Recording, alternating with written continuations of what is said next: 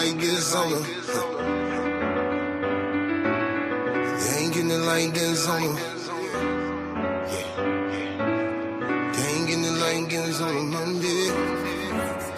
No, I'ma grind till I can grind no more. I'ma shine until I blind your glow. Gotta grind until you out that hole. You can die from being down so low just to cleanse your soul. You forgive and let go. Gotta dress warm in the world so cold. Gotta keep your eyes on your friends and your foes. Gotta stack bread till that shit don't fold. Cause on Tuesday, hard work, no play. I'ma bulldoze everything in my way. Cause on Wednesday, spending time with my babe. Cause ain't no getting in the way of hump day. And Thursday, I'm working, my pockets ain't hurting. Friday, I'm fly, my co-workers be flirting. Saturday, that's when I'm flexing my muscle. Sunday, I'm thanking my God for my hustle. Cause they ain't getting it like this on a Monday. They ain't getting it like this, they ain't getting it like this. They ain't getting it like this on a Monday. No, they ain't getting it like this on a Monday. They ain't getting it like this, they ain't getting it like this. They ain't getting it like this on a Monday. No, work until I turn to a boss. Gotta stunt until it turn to a floss. Gotta learn from every time that I lost. So that little note you got, you about to pay it off. Now they hating now, cause you made it now. Took a long time, you was patient now. Worked hard for it, wasn't no handouts. Like some braces when they done, pull them bands out. Remember on a Tuesday, all work, no play. I'ma bust a doubles for them haters that was fake. Cause on Wednesday, spending time with my big cuz ain't no getting in the way of hump day. And Thursday, I'm working, my pockets ain't hurting. Friday, I'm fly, my co-workers be flirting. Saturday, that one, I'm flexing my muscle. Sunday, I'm thanking my God for my hustle. Cause they ain't getting it like this on a Monday. They ain't getting it like this, they ain't getting it like this. They ain't getting it like this on a Monday. No, they ain't getting it like this on a Monday. They ain't getting it like this, they ain't getting it like this. They ain't getting it like this on a Monday. No, Tuesday and Wednesday, Thursday and Friday, I know they gon' hate, I'm letting that go. Cause one thing I know, they ain't getting it like this on a Monday. Tuesday and Wednesday, Thursday and Friday, I know they gon' hate, I'm letting that go. Cause one thing I know, they ain't getting it like this on a Monday.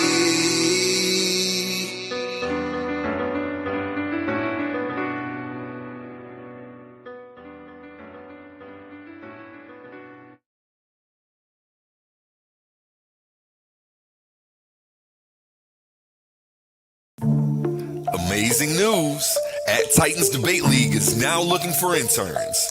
We are expanding our team and seeking driven individuals who are ready to make an impact. We're on the hunt for talented people to join our marketing team, and charismatic new hosts, and creative minds who can produce amazing content. If you have a positive attitude and are used to winning, because that's what we do here, then we want to hear from you. Join us and contribute to a culture of excellence and success here at Titans Debate League. Email us today, titansdebateleague@gmail.com. Looking forward to hearing from you. Where Infinity Gauntlet is a mere toy compared to the intellectual prowess build and destroy the cipher. Intellectual sword to slice you, or whatever device you recommend. Surgical precise pen, hand get heated, the room will spin. If man get treated, them goons gon' spin. Level heads with feet, paradigm the box you in. Got a pair of red dimes in the box you in. Don't matter, paradigms, your clock won't spin. Hear the sounds of the trumpets, start the rounds in the gauntlet. Get down or lay down when we're stopping. It's the clash of the tigers. Hear the sounds of the trumpets, start the rounds in the gauntlet. Get down or lay down when we storming. It's the clash of the titans. Hear the sounds of the trumpets, start the rounds in the gauntlet. Get down or lay down when we storming. It's the clash of the titans. It's the clash of the titans.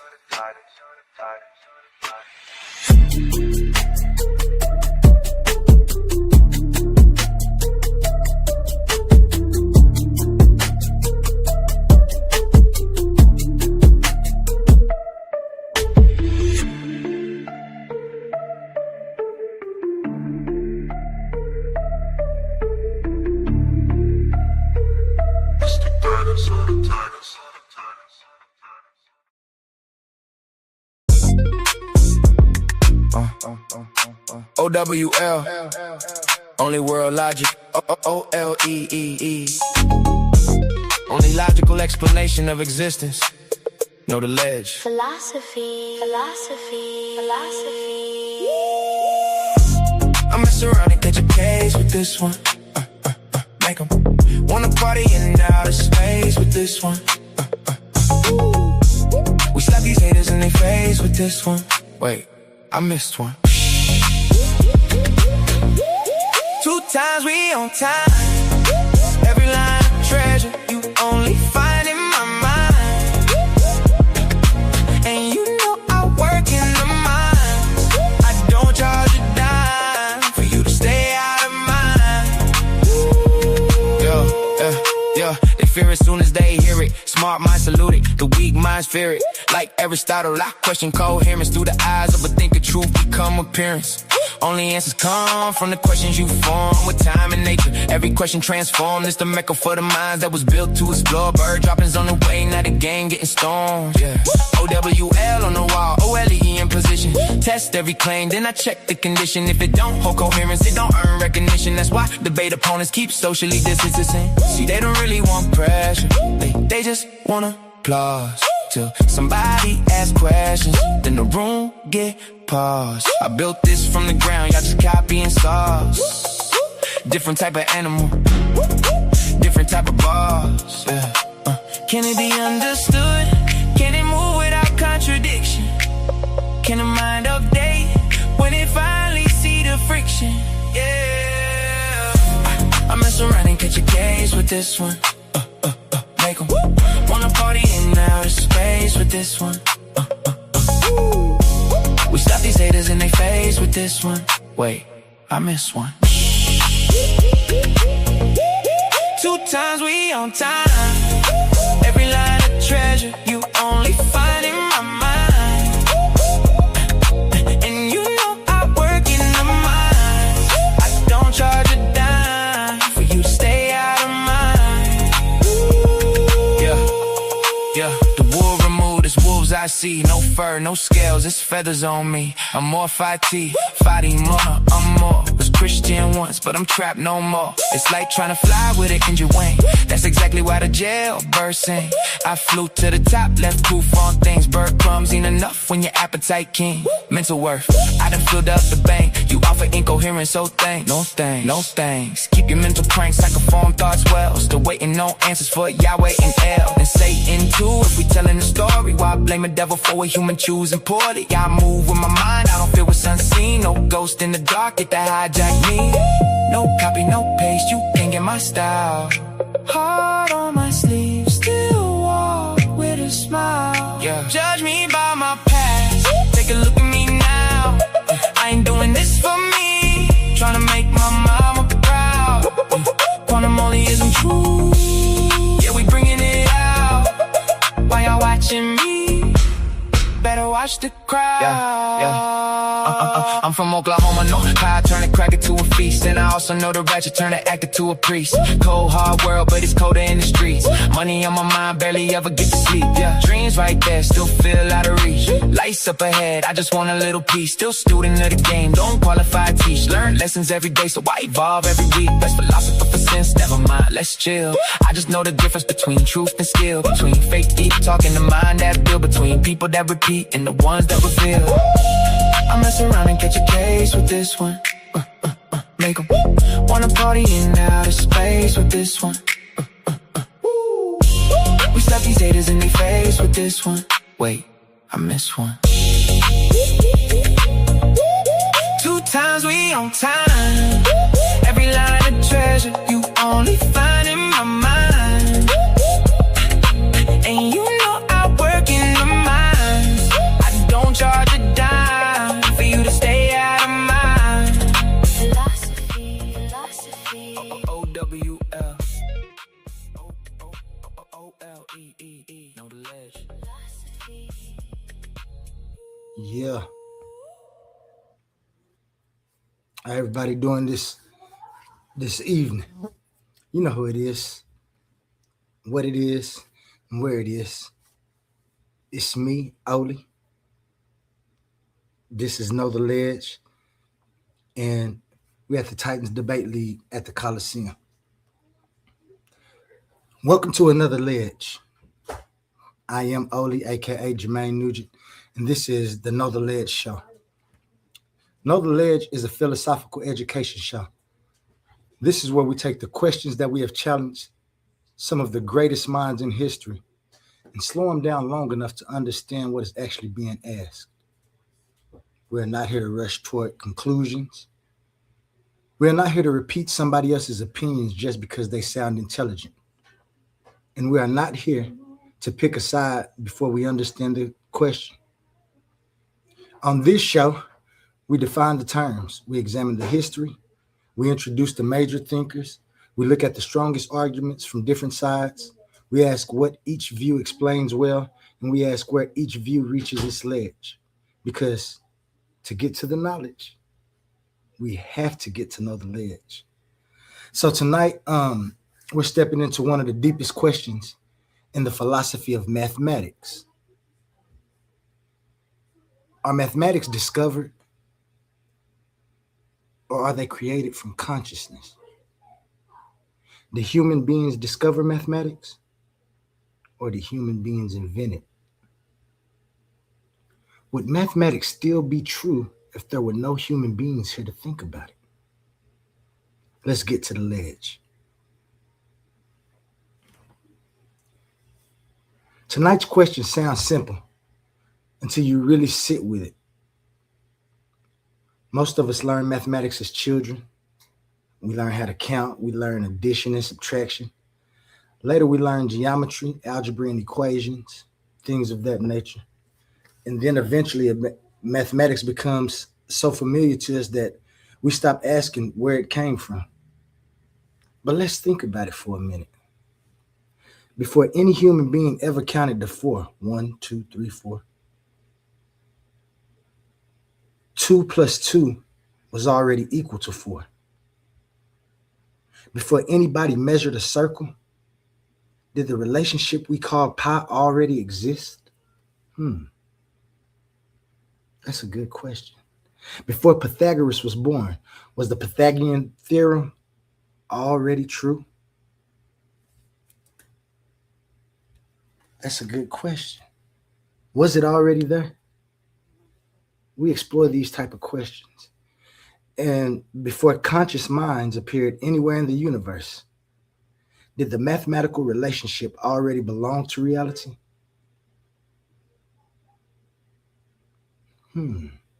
One side says yes, mathematical truths were already there.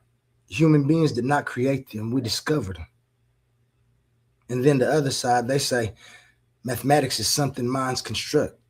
They say without minds capable of forming symbols, without the definitions or the proofs and the logical systems, they say mathematics would not exist in the same way. So that's the question. And once we ask that question seriously, we ain't just talking about arithmetic. We're asking what kind of reality we live in.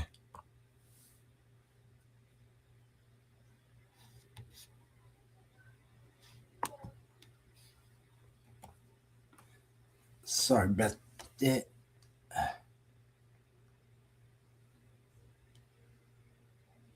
What is the question really asking? What is that question really asking? This is not just a question about numbers. It is a question about the relationship between mind and reality. When a mathematician proves a theorem, what exactly happens? Did the mathematician uncover a truth that was waiting to be found? Or did the mathematician construct some type of valid result inside a system created by what we call human thought? Are those numbers real objects, or are they abstract objects? Are they concepts? Are they patterns? Are they useful symbols? Are mathematical truths discovered like we discovered planets, or like we discovered flight, or invented like language, the way that we invented the plane? And if mathematics is invented, why does it describe the universe so accurately? Why can a human mind sit down with symbols on paper and produce equations that help us understand gravity, electricity, atoms, the galaxy motions, planetary motions, the behavior of light? All mathematics does this. Like, we can sit and figure out things with mathematics. But if mathematics is discovered, then another question appears for me. Where does mathematics exist? Think about it.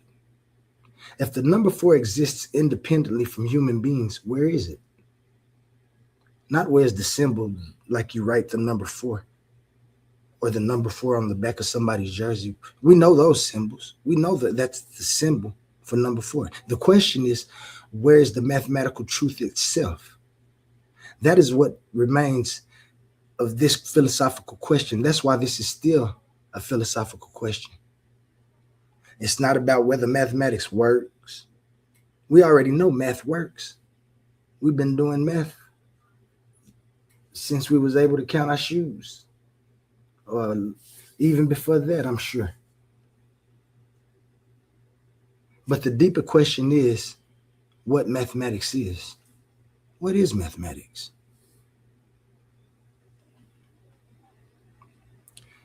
Why this is still a philosophical argument. Mathematics is one of the most successful tools that human beings have ever used.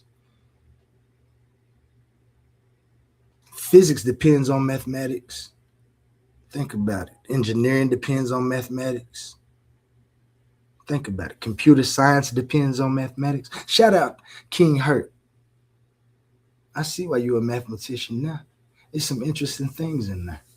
Computer science depends on mathematics.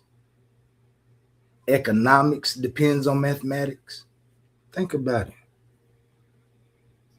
Architecture, medicine, astronomy, all types of modern technology all rely on mathematical relationships. But I have to say that success doesn't just automatically settle the philosophical question. A hammer can work without answering the question of what the metal is. A map can work without answering the question of what space is. Mathematics can work without automatically telling us what mathematics is, and that's the ledge. The equation can be correct while the ontology remains unsettled. Ontology simply means the study of what exists. Remember that. It's a simple term. Ontology, the study of what exists. So when philosophers debate mathematics, they're usually asking these questions like, do mathematical objects exist independently from us? Do mathematical statements describe a reality that is already there? Or is mathematics a system that we created by the minds to organize the patterns and relationships of the things we see?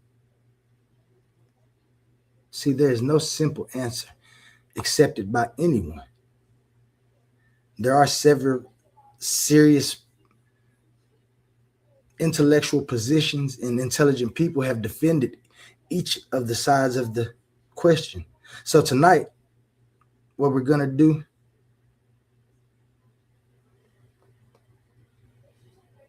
is talk about it. We're going to talk through most of the strongest arguments that we have. And this is the main positions that we get. Because before we look at the individual thinkers and the people who've asked and tried to answer this question, we need a map. The first position is mathematical Platonism. Platonism says mathematical objects exist independently of us. It says that numbers, sets, structures, and mathematical truths are not created by human minds. We discover them. That's an interesting view. The second position is intuitionism. Intuitionism says mathematics is constructed through the activity of the mind. Mathematical truth depends upon what can actually be constructed and demonstrated through reasoning. The third position is formalism. Now, formalism treats mathematics as if it's a rule-governed system of symbols.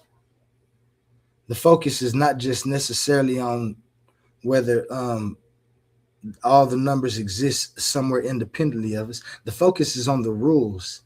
The focus is on the axioms and the procedures that allow valid mathematical operations. The fourth position is nominalism or fictionalism. These views challenge the idea that mathematical objects literally exist as abstract entities. I've talked to people, and some of them do believe that mathematical objects literally exist as abstract entities. Mathematics may be useful and even indispensable in practice without requiring us to believe that numbers exist in some independent realm. Because, well, I won't give my view yet, but the fifth position is structuralism. Excuse me. Structuralism says mathematics is fundamentally about patterns, positions, and relations within structures.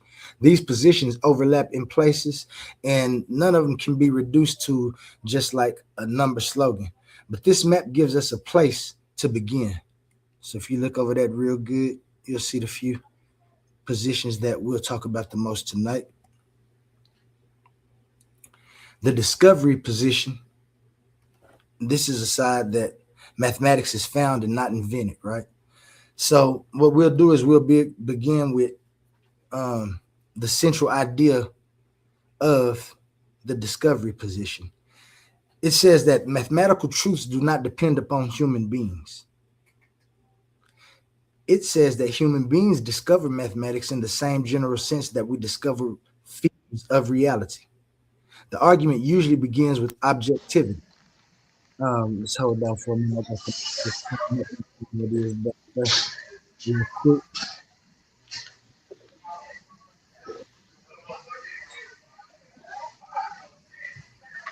about this, y'all. I'm getting back to my computer.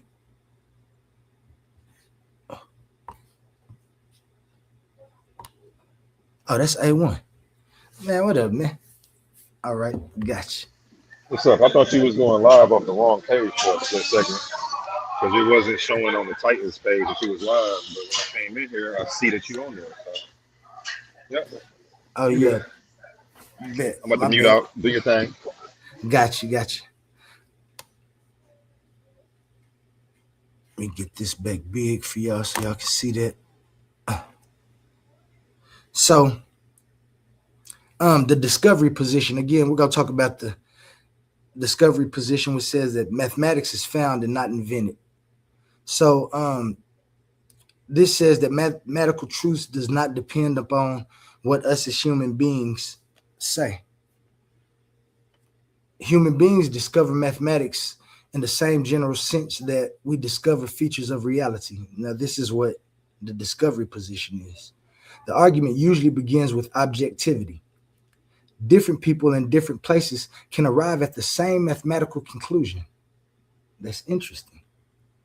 2 + 2 does not become 5 because someone feels strongly about it, because somebody in Russia and someone in China decides that these different objects are going to now say 5. You can't do that. We know that the idea that we've come to when we come to numbers, 2 + 2, does not become 5, no matter how you feel, how strongly you feel about it. Prime numbers don't change because a culture changes its language. The relationship between the diameter and the circumference of a circle does not depend upon who measures it. It's going to be the same whether I measure it or A1 measure it. The discovery side also points to the mathematical convergence. Mathematicians can begin with the same definitions and arrive at the same conclusions, even when they work independently from each other. So if you have a mathematician over here forming applied mathematics and equations, and another one's over here building a ship. They still rely on the same mathematical convergence. That's interesting. And then there's effectiveness of mathematics in science. Equations developed through abstract reasoning repeatedly turn out to describe the physical world. Repeatedly. We've been able to advance in technology for that reason right there. Not only can we demonstrate it, then we can start making predictions before we even do it and say what the prediction should come out to. And it comes out just as it all added up. I put it like that when we're talking about the equations. To defenders of mathematical realism, this does not look like a coincidence. It looks like mathematics is revealing something objective about reality. The most famous philosophical name associated with this family of views is Plato. We know Plato. Plato had a big mind, didn't he? A lot of everything that I found out in my research came to Plato. Even as the years advanced, a lot of them look back to Plato, but that's for another ledge. Because Plato lived in the ancient Greece more than like 2,000 years ago. His large philosophical system is known as the theory of forms. The basic ideal is that the physical world we experience is changing and imperfect, but reason can grasp stable and intelligible realities that are not dependent upon any single physical object. He said, if you draw a circle, the circle is never perfect. A wheel is never a perfect circle. A coin is not a perfect circle, but the mathematical ideal of the circle is exact. In that contrast, it matters because the physical objects can be damaged, distorted, or destroyed. The mathematical relationship is still going to remain. That's interesting. Modern mathematical Platonism is not identical to the every detail of Plato's philosophy. Scholars debate exactly how Plato himself should be interpreted. Not how he would interpret it, how it should be interpreted. Why? Because I guess when he was doing his things, he never gave his interpretations. But that's for you to look up and for you to find out. The name remains useful because central intuition survives. Mathematical truths appear to possess an objectivity that does not depend upon us. So when you look at it like that and under that view, the number 3 is not created when a child learns how to count. The child recognizes a relationship that was already available to be discovered. Platonism gives a clear answer to tonight's question. Platonism says mathematical laws are discovered. Mathematical laws are discovered. Hurt. What's up? There go my mathematician in the building tonight. Shout out King Hurt. I'm trying to stay out the chat so I can get this done. But I don't know, it clicked and I just happened to look over there. And this is my man King Hurt, the mathematician. He need to come up here if you could after this and come talk to us about the title is Mathematics Discovered. Because I know you got some very interesting insight. I had dealings with you and you're mathematically a genius and brilliant. But anyway, as I was stating, Platonism gives a clear answer to tonight's question. Mathematical laws are discovered, but it also creates a new problem when you say that mathematics are discovered. Why? Because if mathematical objects exist independently of human minds and independently of the physical world, how do our minds gain access to them? I'm going to ask that question one more time. If mathematical objects exist independently of the human minds and independently of the physical world, how do our minds gain access to them? And that's the problem that's going to follow us throughout the episode. And the first person that we're going to talk about, oh, my slide didn't change. Sorry about that. Hold on. Almost. Dang, I wonder if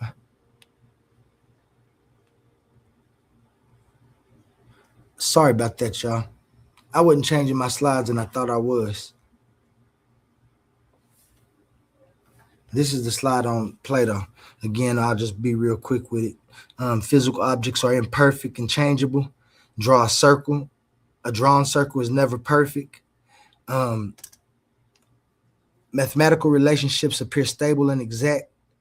The mathematical ideal of a circle remains exact. So what that's basically saying is that we can make mathematical predictions before we even do some things such as engineering, building, traveling from here to there, and make mathematical equations, and that should give us a visual of what we can expect. The next line in this, one of the most important modern defenders of the mathematical realism, was Kurt Gödel. Gödel was one of the most influential logicians of the 20th century. He is best known for his incompleteness theorems, but his philosophical position matters just as much for tonight's discussion. See, because Gödel defended a form of mathematical Platonism, because what he did was he treated mathematics as a descriptive discipline. In other words, mathematics is not merely a game with symbols. Mathematical truths are objective. That's what Gödel said. I say Gödel. Remember, I'm from Oklahoma, so when I say some of these names, y'all can laugh at me. But when I speak, I say Gödel. When I say Quinn, Putnam, you see the names. But anyway, Gödel believed that the mathematical concepts and objects have a reality that is not reducible to our language or our personal opinions. That doesn't mean that every mathematical question is easy to answer. It means there is something there to investigate. And then another important realist argument is associated with W.V.O. Quinn and Hilary Putnam. They together their argument is known as the indispensability argument. The basic ideal is this: science gives us a strong reasons to believe in ethics and entities that our best theories require. Science gives us reasons and strong reasons to believe in entities that our best theories require. Modern science relies heavily on mathematics. Therefore, if mathematics is indispensable to our best scientific theories, that gives us a reason to take mathematical entities seriously. The discovery side is powerful because it explains why mathematics feels objective and why it fits scientific relativity and scientific reality so effectively. But the discovery side still faces a serious question. If mathematical objects exist outside of the physical space and time that we exist in, how do physical minds know anything about them?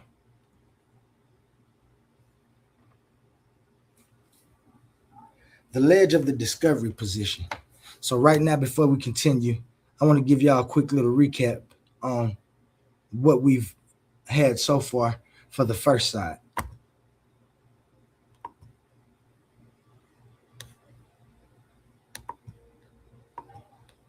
Observers, no minds to measure distances, and no one to calculate trajectories. In that vacuum, does Imagine a universe devoid of human life. No observers, no minds to measure distances, and no one to calculate trajectories. In that vacuum, does mathematics still exist? The question is whether human beings invented math as a cognitive tool, or if we discovered structural relationships that were already present in the architecture of reality. Look at this spiral galaxy. Billions of years before a human mind existed to write down an equation, the stars were moving according to exact proportional sequences. The golden ratio governed the curve of these arms long before we arrived to name it. Mathematics serves as our most successful framework for physics and engineering. We use it to build bridges and guide rovers to Mars, but its effectiveness as a tool does not explain its nature. To separate the utility of a system from its reality, we use a specific branch of philosophy, ontology, the study of what exists. If mathematics is purely a human invention, We lack a functional account for why the physical universe obeys rules we supposedly devised. Prime numbers and the ratio of pi do not fluctuate. They remain exact regardless of how human cultures develop or how languages change. They operate with a structural stability that seems independent of our perception. This observation forms the core of mathematical Platonism, a framework named after the philosopher Plato. Plato distinguished between the physical world and the world of forms. He noted that while a circle drawn in the sand is always jagged and imperfect, the mathematical idea of a circle remains exact and eternal. Look at the objects in your room. No physical wheel, coin, or plate is mathematically flawless, yet your mind recognizes the concept of a perfect circle that these objects merely approximate. Platonism explains this by arguing that mathematical laws are not physical objects we touch, but objective realities we discover with our minds.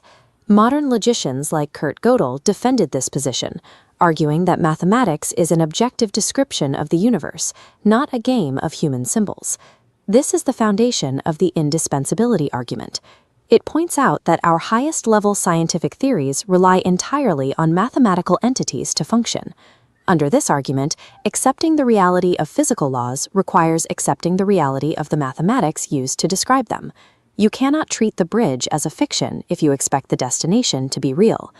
Ancient Babylonians and modern physicists, separated by millennia and language, calculate the same relationship between a circle's diameter and its circumference. For the discovery position, this convergence happens because both are observing the same objective feature of reality. The Platonist framework provides a consistent explanation for why mathematics appears stable and objective across different eras and cultures. But if these perfect mathematical objects are not physical, and they exist outside of space and time, where are they? To find where they reside, we have to look at epistemology, the study of how we know what we know. This reveals the access problem. It is a logical paradox. How does a physical, biological human brain interact with or extract data from a non-physical, timeless mathematical realm? Platonism accounts for the objectivity of truth, but it leaves a void where the bridge between the mind and reality should be.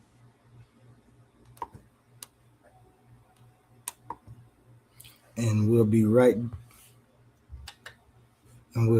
back after this. Attention all debate fans. You've been watching, you've been arguing, you've been picking sides. But now it's time to level up. From this point forward, all debates on this platform are going members only. That means the hottest clashes, the wildest arguments, and your favorite personalities going head to head will only be available to subscribers. You want real scholarship, you want the smoke, you want the unfiltered action, then don't get left outside looking in. Sign up today for as low as $3.99 and get full access to every debate, every moment, every knockout argument. This is Titans Debate League, where legends are made and debates get real. Join now or miss out.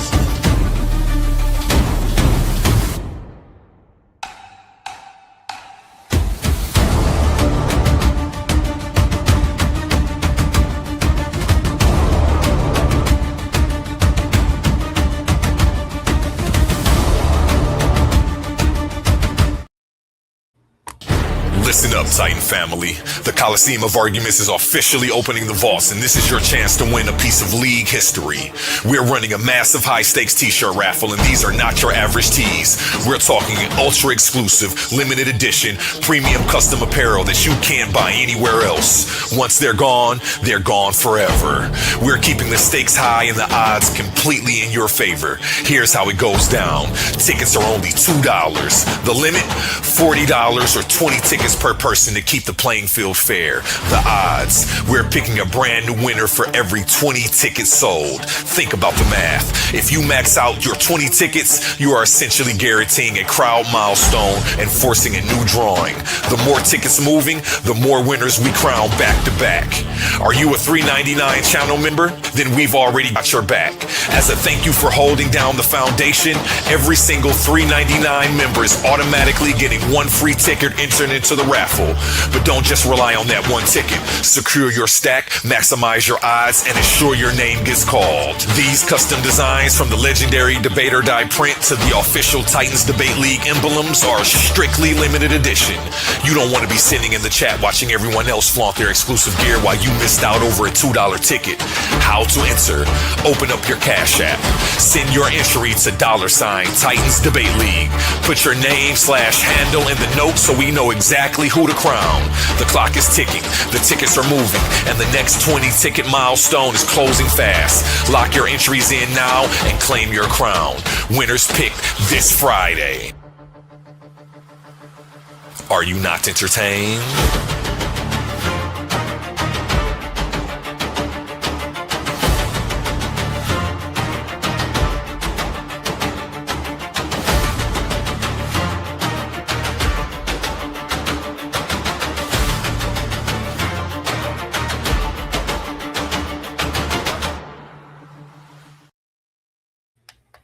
Yeah, man.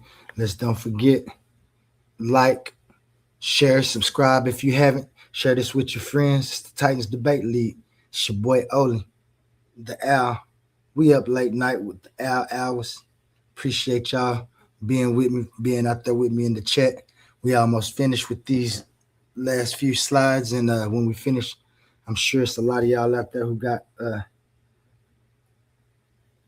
an opinion on what we speaking about, and if y'all can tell me if meth is discovered and how y'all feel about that. Before we left the break, we was on the ledge of discovery position. How do abstract minds access abstract truth? Excuse me, I said that wrong.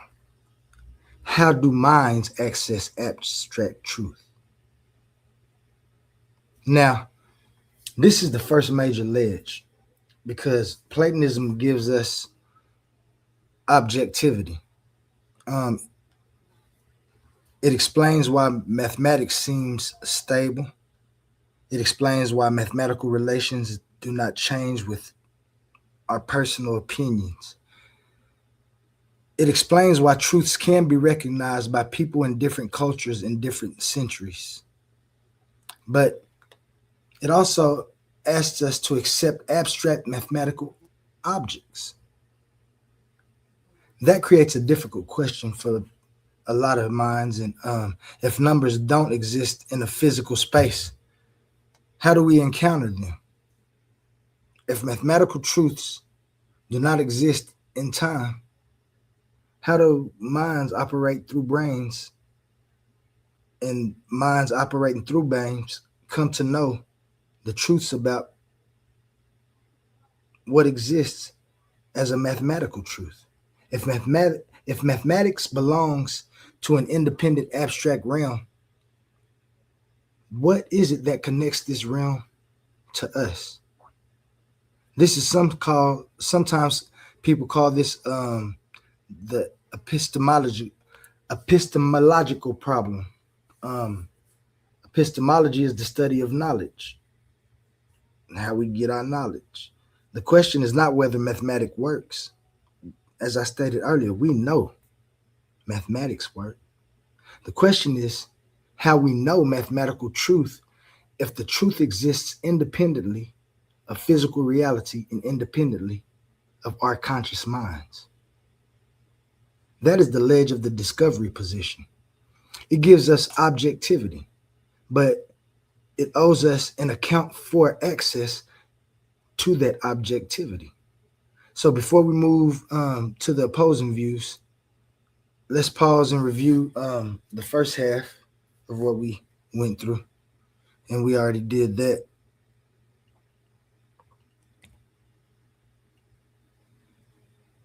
And we move on to the construction side. Construction position. They say that mathematics is built through the mind. This is the opposing side of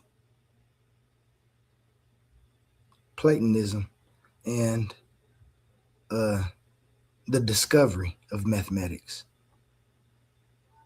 This side says that mathematics is built through the mind. We never encounter mathematics without some form of mental activity. We encounter symbols, we encounter proofs, we encounter definitions, we encounter rules. This is what I wish Herc was up here for, because I hope he come up here. We encounter human beings reasoning through relationships. So the construction side asks, why assume mathematical objects exist independently of minds when mathematics is practiced through the mind? Maybe mathematics is not a hidden world waiting for us. Maybe mathematics is something minds build. But we need to be careful here. Saying that mathematics is constructed does not mean mathematics is arbitrary, right? It does not mean 2 + 2 can equal anything we want it to, right? A chess game. We play chess a lot on Titans. That's why my board look like that. But once humans created the chess game, right? But once the rules are established, not every move is legal. A language is created through human activity, but words cannot mean absolutely anything in every context. A constructed system can still contain necessary relationships. The best known thinker on the mental construction side is L.E.J. Brouwer.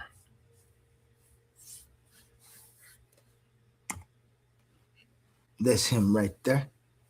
Oh, Lutzen Egbertus Jan Brouwer. Yeah, that's Lut.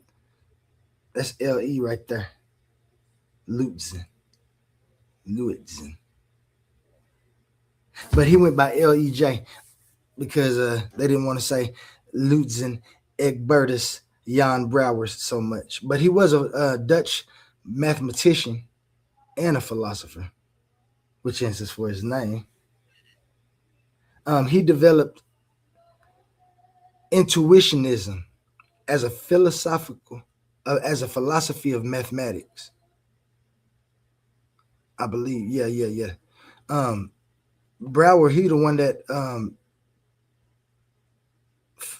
for his thinking, mathematics wasn't primarily a collection of abstract objects existing in a separate realm. Mathematics is an activity of the mind, mental workouts. I believe in mental workouts, critical thinking. A mathematical claim is meaningful when it can be constructed. This matters because intuitionism places proof at the center of mathematics. It is not enough to say that a mathematical object must exist because denying its existence produces a contradiction, right? The intuitionist asks, can you construct it? Can you demonstrate it? Can you actually produce the reasoning that establishes it? This leads intuitionists to challenge some forms of classical reasoning, especially unrestricted use of the law of excluded middle. That law says that proposition must be either true or false. For many ordinary claims, that seems obvious, but Brouwer, he argued that in mathematics, especially within infinite sets, we should not always claim that a statement is true or false unless we have a construction that establishes the answer. Intuitionism answers tonight's question differently than Platonism. Mathematics is not merely discovered. Mathematics is created through disciplined mental construction. But intuitionism has its own ledge, as they all do. If mathematics is created through the mind, why does it describe a universe that existed before human minds appeared? It's a great question. If mathematics are created through the mind, why does it describe a universe that existed before human minds appeared? Bro, they say you got the answer for that. And that's David Hilbert in Formalism. He says that mathematics as a rule governs system. He's one of the most important figures connected to this history. Hilbert was a German, of course, you know them Germans when it comes to mathematics. Hilbert was a German mathematician and one of the leading mathematical thinkers of the late 19th and the 20th centuries. In the early 1920s, he proposed what became known as Hilbert's program. The goal was ambitious: formalize mathematics through axioms, clarify the rules, then demonstrate the consistency of the system using secure methods. I like the way he worked. Formalism, in its broadest form, treats mathematics less like a separate world of abstract objects and more like a disciplined system of symbols, rules, and valid transformations. The important question becomes, what follows from the axioms? If we begin with clearly stated rules, which conclusions can be derived without contradictions, which conclusions can be derived without contradictions? This approach helps explain the rigor of mathematics. It helps explain how proofs work. It helps explain why mathematics can be checked step by step. 1 + 1 = 2 times 2 = 4. You can go back and you can walk it all out and find out why you have 4 objects now. It's because you only have 2, but you multiplied it. So you just put an extra 2. And these are things that help us explain how you can walk step by step to check your mathematics. I remember in school, we used to have to check our work and write it down on the Hercules. You be making your students do that? I bet he be making his students. I bet he make his students write. Let me see all of your work. You one of them teachers, Herc? Hey, my bad. It helps explain the mathematics in step by step, but formalism also reaches a ledge. If mathematics is only a formal system, why does it map into physical universe so well? Why does it map into physical existence so well? Why do these symbols describe real world behavior? And Gödel's incompleteness theorems place limits on the hope that one formal system could neatly secure every mathematical truth from inside itself. Formalism gives us rigor, but rigor alone does not fully explain the relationship between mathematics and what we call reality.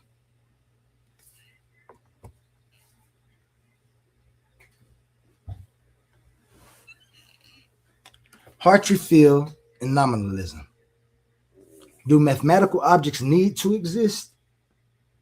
This was his question. I love philosophical questions. I don't care what nobody say. I love philosophical questions. Do mathematical objects need to exist? Now we come to another challenge. Do mathematical objects have to exist at all? Hartree Field is an American philosopher known for his work on mathematical nominalism. His major book, Science Without Numbers, was published in 1980. So this is a modern philosopher from over here in the States. Now,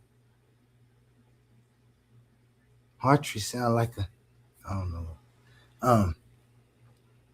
His major book was published, Science Without Numbers was published in 1980. Field challenged the idea that successful science automatically commits us to the literal existence of mathematical objects. Because I've taken that look into other departments, but we'll talk about that later. Remember the indispensability argument. Quinn and Putnam argued that mathematics plays such, is really king, or queen. I say Quinn because that's, like I said, I'm from Oklahoma. It's Queen. Quinn and Putnam argued that mathematics play such an important role in science that we should take mathematical entities seriously. But Field, he pushed back on that. He asked whether science could be reformulated without treating numbers and mathematical objects as literal inhabitants of reality. Do we have to act like they have to be real somewhere? It's real when I look at the individuality of myself or the individuality of something else before I put it with something else and make it two. Mathematics is enormously useful.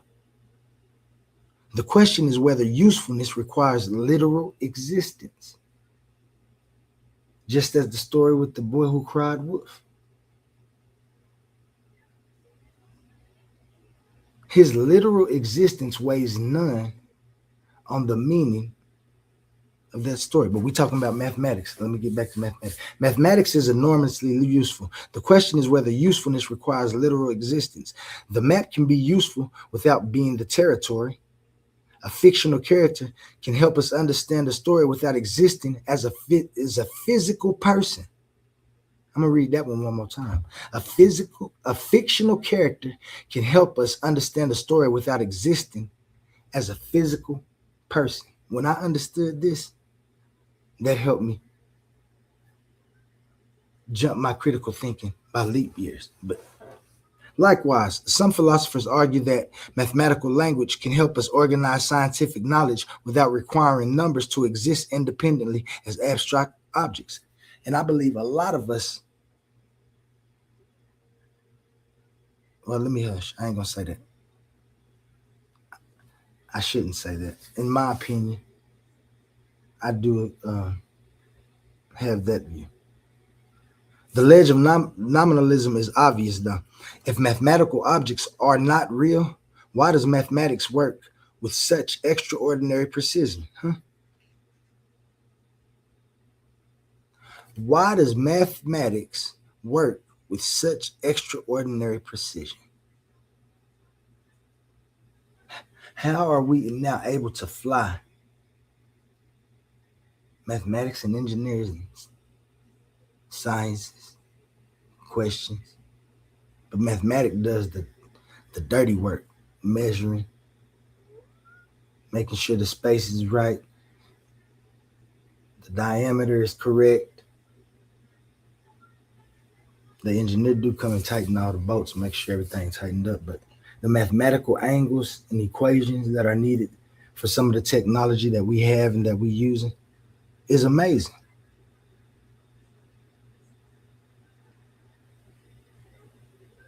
But that doesn't mean that numbers are required to be real when we see the work that we do. So the ledge of nominalism is just that. If mathematical objects are not real, why does mathematics work with such extraordinary precision? Usefulness still needs explanation. The usefulness of numbers need explanation. So we move on to Robert Shapiro and structuralism. Mathematics as a science of structure. Structuralism offers another way of looking at the issue. There's so many ways that you can look at different questions, y'all. This is why I always say everybody should be critical thinkers and form their own thoughts and ideas about situations after you've been able to look over several other if they don't fit. A major contemporary figure associated with structuralism is Stuart Shapiro. His 1997 book, Philosophy of Mathematics, Structure and Ontology, presents mathematics as a science of structure. The basic ideal is this: mathematics is not primarily about isolated objects. It is about relationships, patterns, and positions within structures. Consider the number 2, right? Structuralism asks us not to imagine the number 2 as a mysterious object floating somewhere in an abstract realm. You don't have to do that. Instead, look at its position within a pattern. 2 comes after 1. 2 comes before 3. 2 has relationships with other numbers. Its identity is understood through the structure in which it appears. This helps explain why the same mathematical relationships can show up in different physical situations. This helps explain why the same mathematical relations can show up in different physical situations. This is something we all see. We know it. 2 apples is the same as 2 planets. It's the same as 2 notes. It's the same as 2 people. It's the same as any 2 objects that have their individuality. The physical objects change, but the structural relationship remains. The individuality of each thing that makes two still remains. Structuralism is attractive because it captures something important about mathematics, right? It captures patterns matter. It says that relations matter. It says that structures matter. But structuralism also reaches a ledge. The next questions will become what grounds the structure? Do structures exist independently? Are they discovered? Are they created? Or are they recognized through the interaction between the minds and the reality? That question remains open.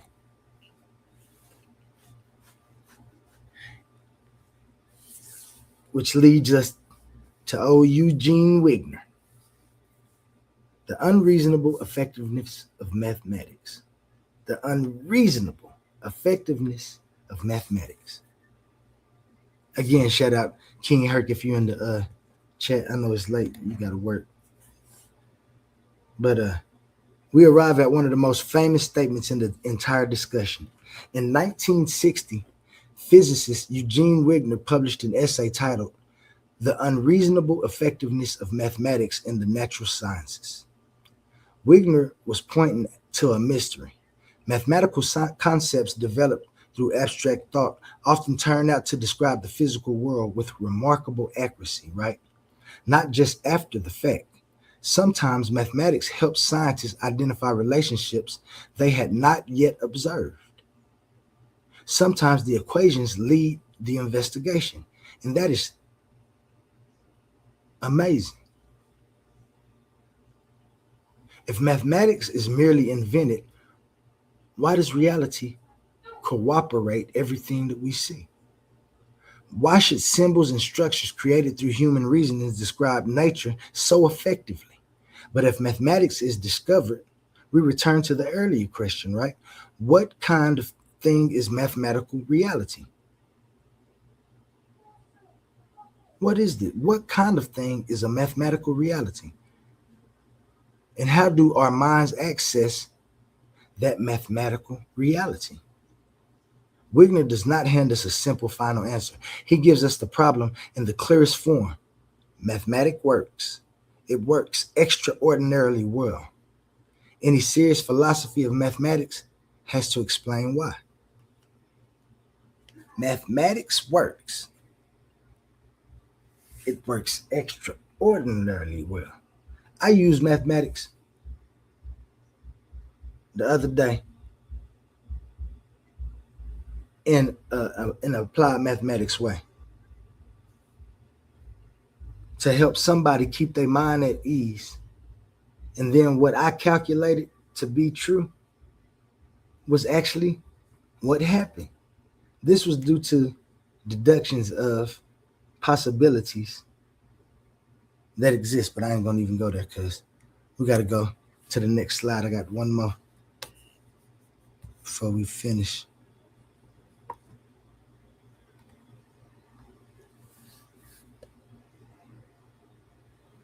Know the ledge. What each position explains and where it stops. Now we reached the ledge. We looked at several serious positions. We looked at Platonism. What he said, what Platonism says, mathematics is discovered. Mathematical truths exist independently of human minds. That explains the objectivity. It explains why people can arrive at the same mathematical conclusions.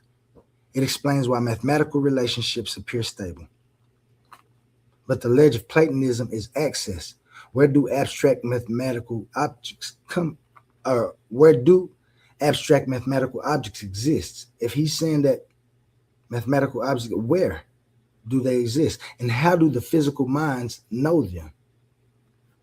Intuitionism says mathematics is constructed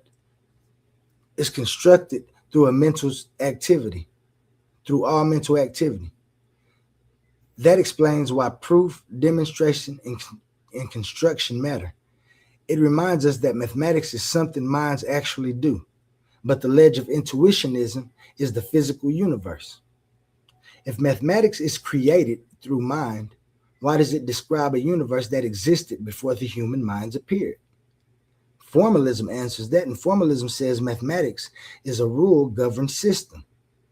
That explains the rigor. It explains axioms, proof procedures, and consistency.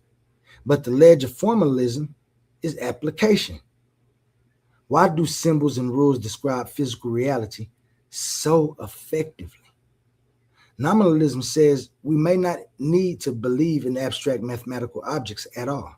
That explains why we should be cautious before turning useful language into literal ontology. But the ledge of nominalism is effectiveness. Why is mathematics so useful if it does not track something real? Structuralism says mathematics is the study of patterns and relationships. That explains why the same structures appear in different systems, why we can use different mathematical equations in different systems. But the ledge of structuralism is grounding. What makes those structures possible? Each position explains something important. Each position also reaches a boundary. That is what it means to know the ledge. To know the ledge of each of these views. We don't reject the position because it has a boundary. We identify the boundary so we can ask the next question more clearly. And now we ask what quantum onlyism adds to the discussion. The quantum onlyist view. Mathematics as recognition of persistent relationships. Quantum onlyism begins from a different place. It does not begin by saying mathematics is floating in a separate realm. It does not begin by saying mathematics is merely invented. It does not begin by reducing mathematics to meaningless symbols. Quantum onlyism begins with existence. Existence is intelligible through time and nature. Time is ordered update. Nature is structural constraint. Things occur, things form, things relate, things persist. Mathematics becomes possible because relations can be recognized. From my perspective and the quantum onlyist perspective, mathematics is the recognition of persistent structured relationships within existence. Again, quantum onlyism perspective is mathematics is the recognition of persistent structural relationships within existence. Mathematics is why I know that I am an individual and everything else that isn't me. I recognize that due to the simple mathematics of my individual self, the one that is me. The symbols are created by minds. The notation is created by minds. Language is created by minds. But the relationships those symbols describe are not created out of nothing. A human being may invent the symbols for the two. A human being does not invent the relationship recognized when two objects are distinguished from three. A human being may invent the written form of an equation. A human being does not invent the stable relationships that make that equation useful. This gives us a position between two extremes. Mathematics is not merely a human invention, but it is not, and it does not require us to imagine numbers floating in a separate realm, in a separate world. Mathematics is recognition. It is the mind identifying stable relationships made possible through ordered update and structural constraint, and through time and nature. That is the quantum onlyist contribution to tonight's question. Not that the other positions are foolish, not that every question has been settled, but that mathematics may be best understood as the recognition of persistent relationships within existence. And that brings us to the end of tonight's ledge. I'm Oli, and it's been good to kick it with you tonight. And remember, to get to the knowledge, you have to get to know the Lord. What, it's over? That part It's of it is over. over. Yeah. Oh, okay. Yeah, that part. But say, I ain't going on. I'm going on break in like 30 minutes. I wanted to hop on the chopper with y'all. If y'all don't still be up. Well, yeah. Now, dang, we got 45 comments. I haven't dropped the Drop the link for them folks. link. Man. Did you share the link real quick? Did you Thank share the y'all link for in the back stepping chat? up. No, I didn't do none of that. I mean, yeah, I didn't do none of that. I ain't gonna even lie. I Go was ahead. Let's. too I busy. can't do it till lunch, but in 30 I minutes. got you. I'm But to if you drop it can, in the let some people up. Yeah, drop it in in the Dwayne chat. group and all the Titan muscle groups and stuff we got. All the Titan groups. Yeah. See if anybody want to come up and state their opinion on the question. Is mathematics come on, copy.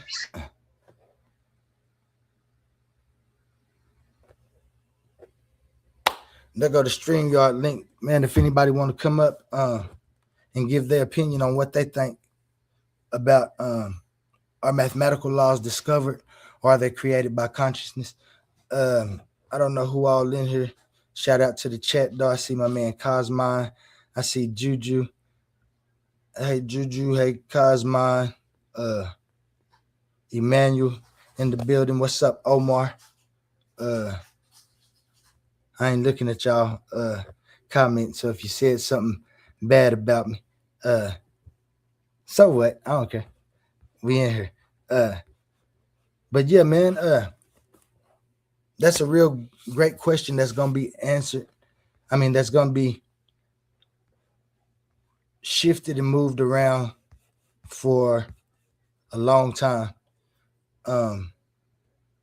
Because that's an opinion type question right now. And the more we ask questions, we get the different views of it. And that's what it is. So if anybody want to come up, we can do that. Let me drop this. What happens when a Christian preacher's son starts asking questions nobody wants answered? What if faith and science were never supposed to be enemies? This isn't another religious book, and it's not another angry attack on belief. This is a wake-up call. The Agnostic Guide to Faith, Science, and Sanity by A1 Richardson takes you on a mind-bending journey through scripture, psychology, science, energy, cause and effect, vibration, polarity, rhythm, and the universal law shaping your everyday life. Why do people sabotage themselves and blame God? Why do we ignore patterns then act shocked by consequences? Why are so many trapped doing what we call crazy work? This book challenges everything you thought you knew about spirituality, reality, and yourself. No fake certainty, no church cliches, no blind obedience. Just raw honesty, deep reflection, and practical wisdom for people caught between the pulpit, the laboratory, and real life. Whether you're deconstructing your faith, spiritually curious, tired of shallow answers, or searching for sanity in a chaotic world, this book was written for you. Read it with an open mind, read it with courage, read it before life forces you to learn the hard way. The Agnostic Guide to Faith, Science, and Sanity. Stop doing crazy work and wake up to the patterns shaping your life now.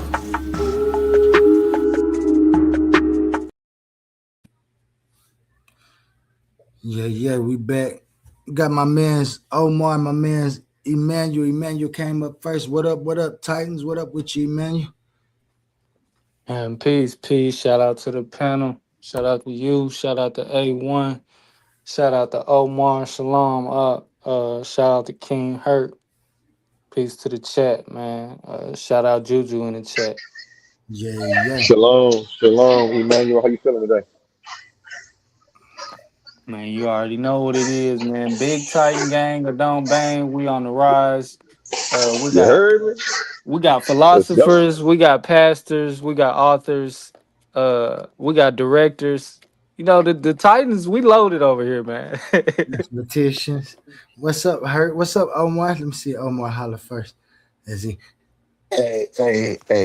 I just want to say shalom to my brother A1 and my dog Oli.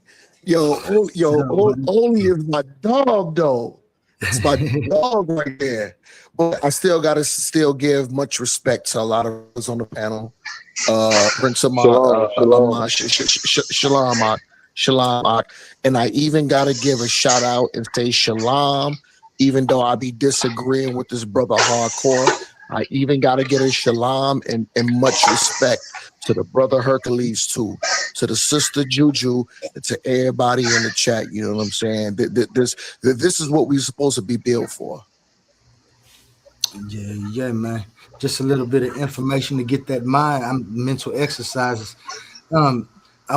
Hurt. What's up, Hurt? Thank you for coming up. I appreciate you so much, man.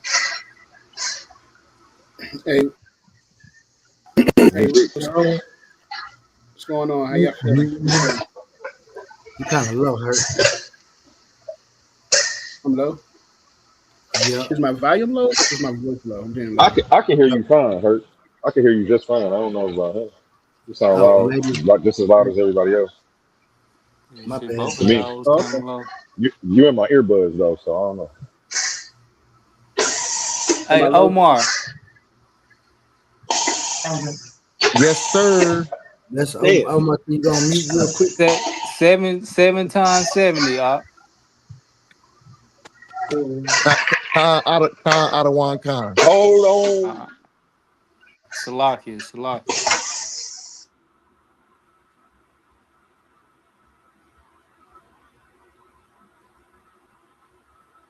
No, so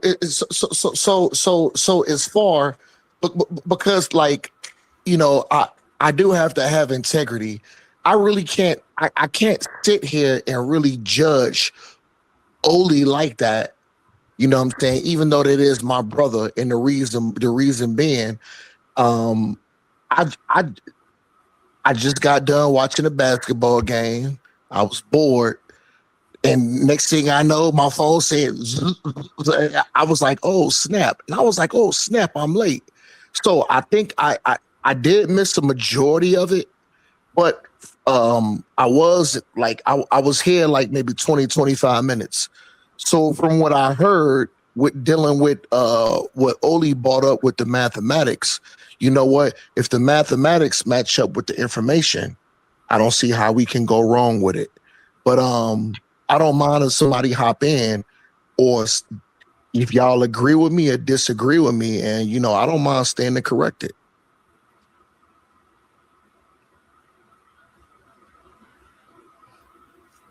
Word. So for me, yo, real quick,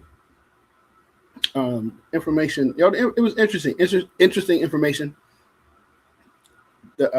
Your approach, and yeah, definitely I would agree that, you know, math is something that's not invented. You know, it's more discovered. You know, it's in existence before we even got here, because, you know what I'm saying, if it's constant in the universe, then you can't say you discover it, because it's just a constant law that exists. So definitely the idea of math being in existence before us is something that I agree with. I don't. When people say they're inventing something, or I would say you have to say you discovered it, because it just already was here, and when you come up with the theory, with the theorem, you just like, damn, you just unraveling, you know what I'm saying, the gift from the box, and now we can see it. You know what I'm saying? So that's what. Would you be willing to debate on that, Hercules? That it's discovered or invented? Yeah. Would you take a debate on that topic? Yeah, if you want to. I'm looking for some personal debates myself. That's what I was asking. I do want to look a little bit more into it before we lock anything in, though. But it's A1. A1. Oh, A1. Hey, what's up? Tell me how you feeling today. Nah, nigga, I ain't trying to debate you. You dangerous, man. I'm gonna leave you alone, man. I seen you, yo. I was like, holy shit, A1 is because you don't say much on your, like you said, you don't say much on your channel, but you know, I've heard you talk before on other channels, and I was like, holy shit, this nigga is dangerous. Yeah, I don't play. That's why I'm good for this job right here. Yo. I'll be cooking. But yeah, that's a conversation I've definitely had before. So yeah, I wouldn't mind. Yeah, you want to set it up? That's cool. That's definitely a conversation I definitely got into before. I'm gonna read a little bit more into it though. I personally right now feel the opposite of what you said, but I do want to look into it. Yeah. And so my difference is, I mean, you guys already know where I come from. I mean, my standing point where I'm at, it's more like an African-centered, point of view. So when we're talking about, the math, and you're getting into the, I guess when we get into like the abstraction of what mathematics is, one of the things I was trying to point out when I did my presentations on mathematics was I was trying to present that there was a different concept and a different approach that the people of ancient Egypt, ancient Kemet had than what the Greeks had, because the Greeks, they moved towards that more abstract model of mathematics where it's based on pure symbolism, and it's this the beauty of mathematics. That's what they moved towards, and that's, I mean, because it is a Western thing, and for me, it was one of the things that I gravitated towards. But that why I wanted to study math, because I always thought it was beautiful. You know what I'm saying? The symbols and shit. I always thought that shit was beautiful. So that's why I wanted to, get into it. But from like just from looking at it and reading more, I understand that in ancient Kemet, ancient Egypt, it wasn't about the beauty of a proof for them. It was more about the reality of mathematics. So in Western math is more about that, you want to prove something and make it beautiful. You want to make this proof logical and stuff. So that's their approach, where Kemetic was more based on reality and the divine laws of the universe. So those were the contrasting differences between the Western approach of doing mathematics and the ancient approach of doing math. And so when you get into Kurt Gödel's incompleteness theorem, that's what his whole incompleteness theorem was about. Was that there's an incompleteness at some point that you have to come into reality with. That the system they in Western they look at mathematics as a closed, think about it as a closed system. That's how they looking at it, and that's how when his incompleteness theorem, when he proved that the consistency of like a logical system is what was it, like the truth can't be proven using the rules of that system. That's what his incompleteness. That's what the incompleteness theorem was about. And so, from the Kemetic aspect, it's not a closed system. It's not this abstract system. It's a system that they looked at. Like I said, the universe, the nature and the divine was one, and you're not closing yourself off from the universe to prove something. So the difference, that's kind of like the contrasting difference of how they did it and how they looked at things, and how Can I ask a question, Hurt? That Gödel, how he looked at it. Yeah. How far back you got a numeric system in Kemet? How far back you got a numeric system? Yeah. Like you mean numbers and stuff like that? Yeah, numeral. I think I'm saying it wrong. Numeral system. Well, numbers before. I mean, numbers in Africa period goes back before Kemet, before the kingdom was founded. You know what I'm saying? It goes way before the kingdom was even founded. So like, if you could just, I don't know, like give a time frame. I mean, don't have to be like an like exact 40,000 years ago. So you talking about like just counting, period. Yeah. I'm talking about actual numbers. That's numbers. The prime numbers, you see in the Lubombo bone and Ashango's bones. And that's what 30,000 years ago. And so we see people, African people, working with what's it called, like abstract thought back then, because the prime numbers are something that you wouldn't just like, wasn't practical at that time. It wouldn't have been practical. that we know of, that we don't know why they was counting prime numbers, why they was using them, but we know that they understood what prime numbers were. Okay, I get what you're saying. I could agree to that. You basically talking about like how I guess tallies wouldn't be the exact same illustration. Like they would be drawn slightly different as they proceeded. What do you mean? I'm sorry. What do you mean? Like it was marks before they were actually numbers. Like when I say numbers, I guess I'm talking about in a modern sense. Yeah, I understand. Yeah.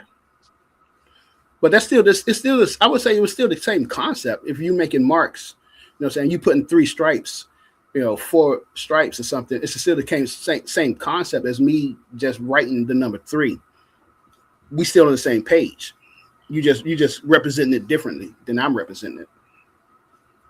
I got you. I had a reason I'm asking you because I ain't, I'm never claiming to be like a mathematician or no shit like that. But I did have a conversation with a guy, and one of his perspectives was, I guess that was kind of separate, like as far as the numeral system and just counting and making marks for your counting. And it was, I guess, significantly different as far as to just say because they were making different marks that it was systematic as our numeral system today. Oh, okay. I see what you're saying now. I see what you're saying. But I think, I don't know. I wouldn't agree with that because even if you're making marks, like Juju has put in the chat, like they was counting the moon cycle. I'm saying? You're just counting the days of the moon, right? That 30-day time period. You're just making marks compared to as you are, what would be a numeral system? You just like understanding that numbers go on forever, that there are integers and rational numbers, stuff like that. And I guess like even being able to put mathematics into it as well. So here's the thing: is that one of the things that we learned from the guy David Hewley in his book on African mathematics. He talked about that they were not just making marks to count the lunar cycles, that they actually created a 365-day year calendar. And they understood that, it was 365. It was 360, and then they had the extra marks to make it 365 days. Or I think he said 364 days. However, but you see them keeping track of the year. You know what I'm saying? They keeping track of time. They was for the record too. I'm more so like he teaches math too. I'm not sure how long he's taught math. I know for at least like 15 plus years. But who, David Hewley? No. The brother that I'm speaking about. I can't even think of this nigga's name right now. Wayne Dorsey. That's the nigga name. His name Wayne Dorsey. But I more so agree with the way that you're explaining it versus him trying to separate it as much as he was. Because, like you say, in a sense, or not even in a sense, making the marks and especially making them different as they go on would be counting, and it would be, considered numbers. Mm-hmm. Yeah, and I think that's the thing about the Ashango bones is that they grouped them like saying 1. That 3, was it 5, 7, 11, they grouped them. You see the prime numbers, even though it's just tally marks, but you see that it's prime numbers. Maybe they didn't have a symbol for it at that time, but they had an understanding of these numbers are prime. And one of the things that I've been looking into is that it's from the African perspective, like when you're dealing with a society like a culture that automatically thinks that, you come into this world through the spiritual realm, and you're going to try to make a connection to try to understand what that divine is and what that spiritual world is. You're just not going to just live your life just like, lottie dottie lottie dottie. You know what I'm saying? Some people are going to try to like, okay, I want to understand what's going on and how things are. And I believe that they did that earlier than what, you know, we have been believed that they've been doing it, because we see that, you know, the Adam, what's it called, the Adam calendar in South Africa. This building structure is what, 70,000, they say it's 70,000 years old. We see the pyramids carvings over there, and you see pyramid carvings that goes back 30,000 years old, 40,000 years old, that's carved on like vases or pottery pots or whatever. So they already had these concepts in their mind before they even started to build the pyramids. And so from my point of view, I don't start with Kemet. You know what I'm saying? The people who founded Kemet, they came from Central and Southern Africa. You know what I'm saying? So they was bringing these concepts up, and they migrated, you know what I'm saying, mingled, talked to each other, and, you know, just put stuff together. Question for you, Hurt, real quick. You did a presentation over here a while ago, and I don't even know if it was in your presentation, but you were talking about, I think, how the pyramid has this mathematical ratio or something that you found or something. Or am I tripping? So no, I do need to write a paper on this, and I've been slacking on it. My discovery is that the pyramid is a representation of imaginary numbers. There's a lot of you know, things that people found in the pyramid that they mathematically found with the pyramid, the Great Pyramid. But what I've realized is that it is a physical representation of an imaginary number, the fourth root of -1. So, and that's what it was, yeah. And so it mathematically it comes out to that, and there's no other logic that you could come from it, that you could put into it. So it equals that. And so it's like, it just hit me one day. I was like, holy shit, did they actually, this can't be true, man. But when you start to add into their spiritual system and how they saw stuff, then it all adds up. And you're like, oh, okay. Then it's like, oh, all right, I understand why they came up with this, why it's like that. So that's one of the things that I realized. Did pi come from the pyramid? Come from the pyramids? No, I think they've been understood. I mean, you mean come from the pyramids? Okay, so that was something that was, like you say, okay, already understood. I guess in a sense for it to be rationalized for us to be able to draw out mathematically. But I don't know which. I would have to look more into like ancient numbers before the modern numeric system. Yeah. But I know I seen the Lobombo bone or whatever it is. So I know about like the tally marks and stuff like that and how far back that goes. But yeah. I mean, we gotta remember we dealing with a system of people, a system of stuff that not only that they did things more orally, it's also that you had to be initiated into it. You know what I'm saying? You just couldn't, it wasn't open like, you know, today. You had to be initiated to learn this stuff. Mm-hmm. So they didn't leave everything out for everyone to learn. You know what I'm saying? It was hidden, you know? Yeah, and by the way, too, bro, I ain't debating you on none of this. I'm asking you everything out of ignorance. Like, I'm great at simple math. I don't act like I'm a mathematician though. I ain't tripping off that. I ain't tripping. But, okay, but my question was, you're a math teacher right now, Hurt? Me? Yeah. That wasn't the question. That's the question that I wanted to ask before the question. What, and not trying to be nosy, but like, you teach middle school or? Oh, I'm in elementary right now. Okay, because I was gonna go into the math. My daughter is doing like a different type of math than I used to do when I was a kid. Yeah. To the point where I had to go and learn this whole new system just to be able to help her with her homework. Not that she even needs my help, but I wanted to be able to understand it just to make sure she was doing it right. Right. So right, yeah. Was that invented, or was that always a constant? Like, You see what I'm saying? Like if there's different forms of mathematics, are So they all yeah, so constant, that's or are people like finding like the finding it in nature? But it's I don't know. I don't. Go ahead. I'll let you talk because I don't even know how to frame what I'm trying to say. no, I know what you're saying. I understand what you're saying because what you're talking about is not something being invented. It's just they are repurposing and trying to reformulate how to teach to teach the same math that we grew up with. You know what I'm saying? They just doing it differently. So you're not inventing anything new. You just reframing it, reconstruction it. Like, you know what I'm saying? We just did straight subtraction. 10 minus 7. You put up 10 fingers, take away 7.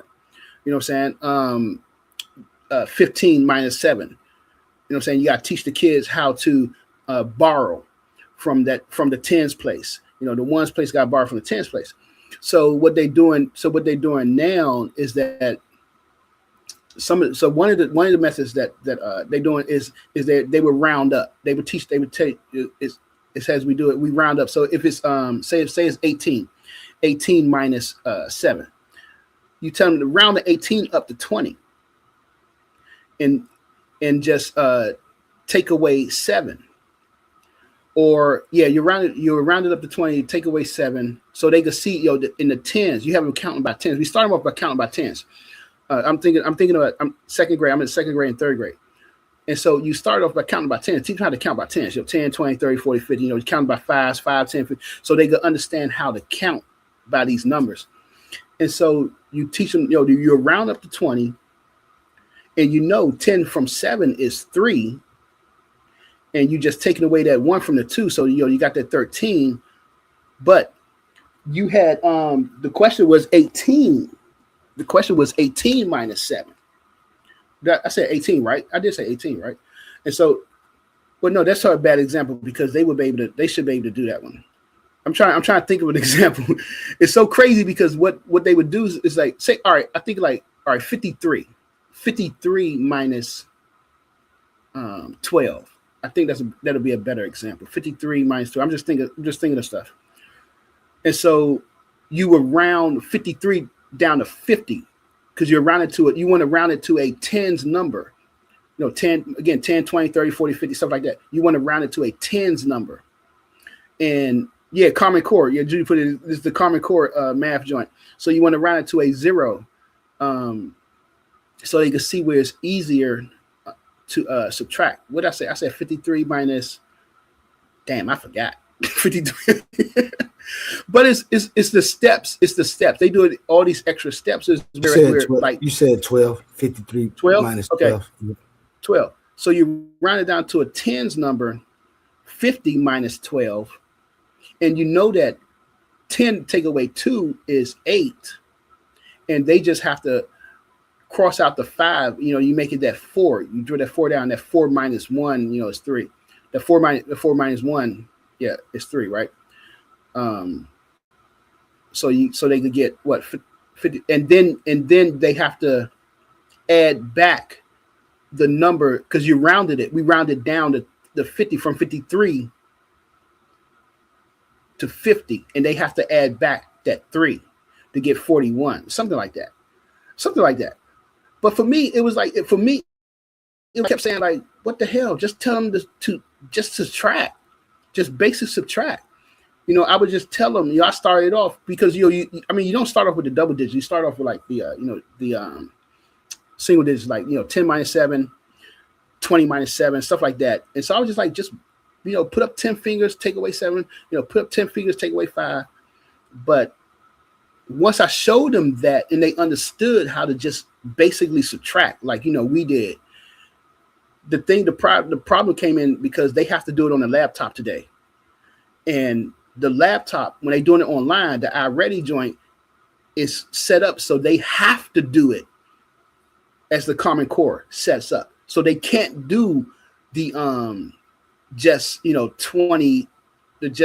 23 minus 12. They just can't do it directly. They have to reduce round it down to 20, and then all these steps into it. So some of them get confused with it. I mean, it's not that confusing, but some of them get confused and they get lost with it. And it's like, come on, man, it's like all these steps y'all adding to it when you should just do just basic subtraction that we all grew up with, just subtracting. But I don't know, man. To me, it's annoying. I think it's annoying, but it's more. It is when I went out of my way to teach her all this math and division and have her way ahead, and then they just change it up. Like that kind of irks me. But she says Juju says it's a different method. Is it a different method that was invented, or is it found? And so each method isn't. So yeah, it's just a different math method being invented. Nobody invents the method, or is it just like somebody had to come up with it? Even if it works and it's found in nature, I don't know. And that's why I said I have to look more. No. So I don't want to be semantic. With because just because they find it in nature and like doesn't. I don't know if that's invented or if that's discovering. So I'm going to have to actually just look into this and see what the philosophers are saying. And I already know what your stance is. I'm not trying to grill you, though. I was just trying to. You answered all my questions. I appreciate you. Yeah. So what I'm saying is, what I would say is that is they came up with a different method of doing subtraction and adding. You know what I'm saying? When I say that math is not invented, it's just discovered because it's already existed. That's like, think of like it's universal constants. Like think like pi. We know pi is 3, 4, 156, something like that. 3.141. You know that's pi. So if you take the circumference of a tree, you're going to get pi. No matter how thick the tree is, you're still going to get pi. It's just there. So you're not inventing anything. It's just there. You're discovering it. It's there. So what they have done, they've just created a new way of doing subtraction and math and subtraction and addition, and even multiplication. But it's still just like, you're taking two sticks, you're putting them together. That's 1 + 1. That you got two sticks. You add another stick. That's 3 sticks. You got these rocks. You got 4 rocks. If I add another rock, I got 5 rocks. The more you add, the bigger the number gets up. The bigger the number goes up. So you're seeing that the more cattle you have, you got 2 cows. I add another cow, I got 3 cows. You didn't invent the number 3. It's just it's just the concept is already there. So they didn't invent a different method of doing math. They came up with a different way of doing it. You know what I'm saying? We did subtraction just basically, you borrow and this and that, you just straight subtract. But now it's like, they have different ways of doing it now. So it's not an invention. I wouldn't say it's an invention. It's just a different method of doing the math. Is what I would say. It's just different method, different techniques of what they're doing now.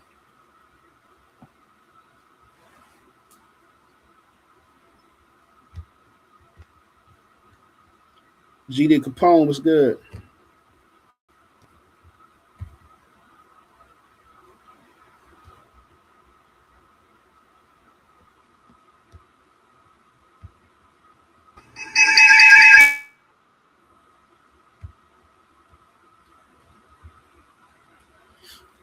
Yo, so what I was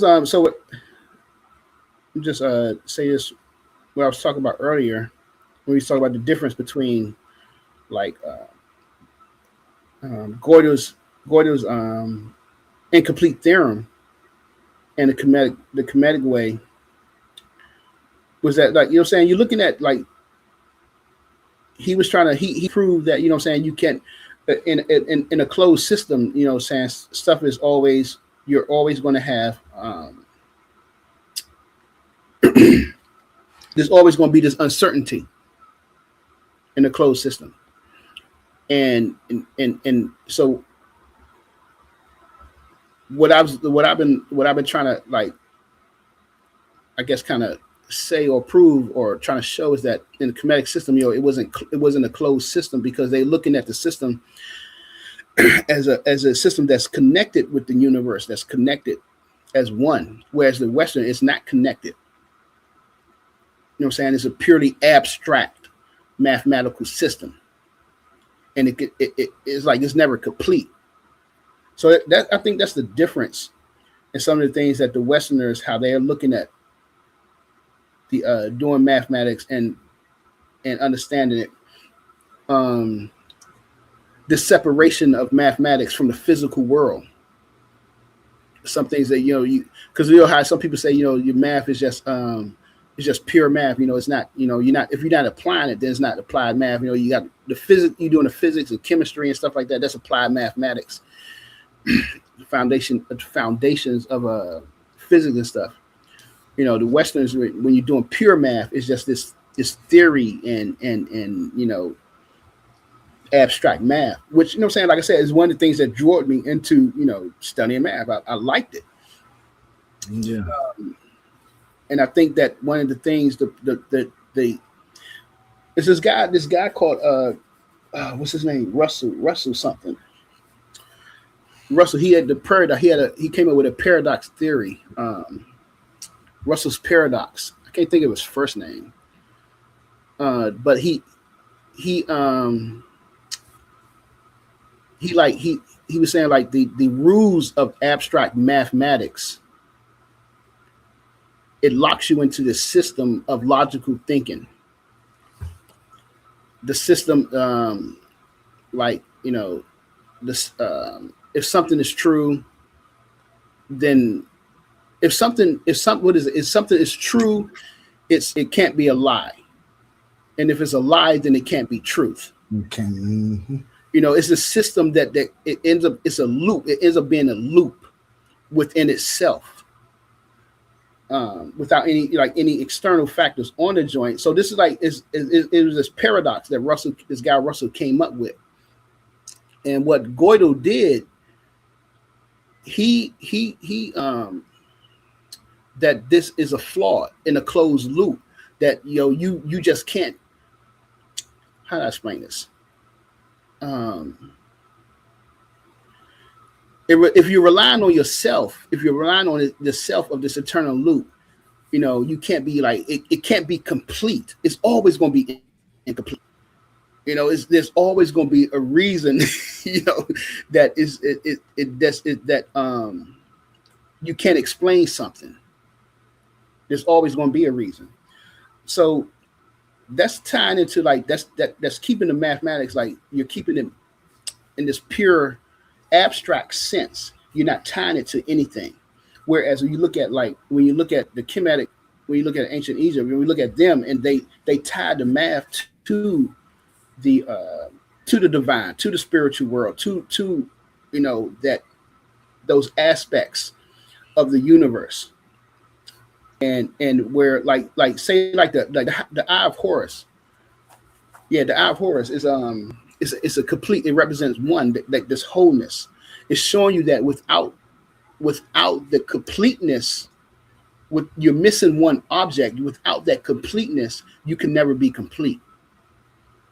So it's tied. So when you're tying it into something, you're tying it to a divine system, or you're tying it to a universe system.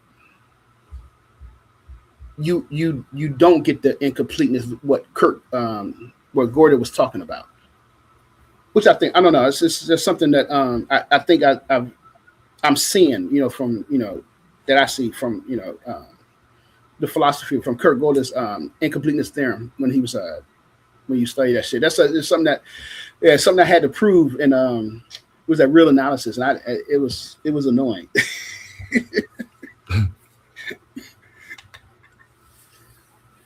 So Herc, would you say is mathematics to me, if I was African, if I was does mathematics seem like Mayat speaking to you? If you know what I'm saying, I don't know how to. I don't. Yeah, because I don't want to say speaking, but showing you. I don't know how to. Like, is that your answers? The mathematics is the answers. That. So for me, one of the things that I'm working on, that I'm trying to prove, that I want to prove, actually I want to prove, is Ma'at is a universal constant. So that's something I want to prove, so I want to get into. But speaking to you, I think that they try to show with that math is connected to the use.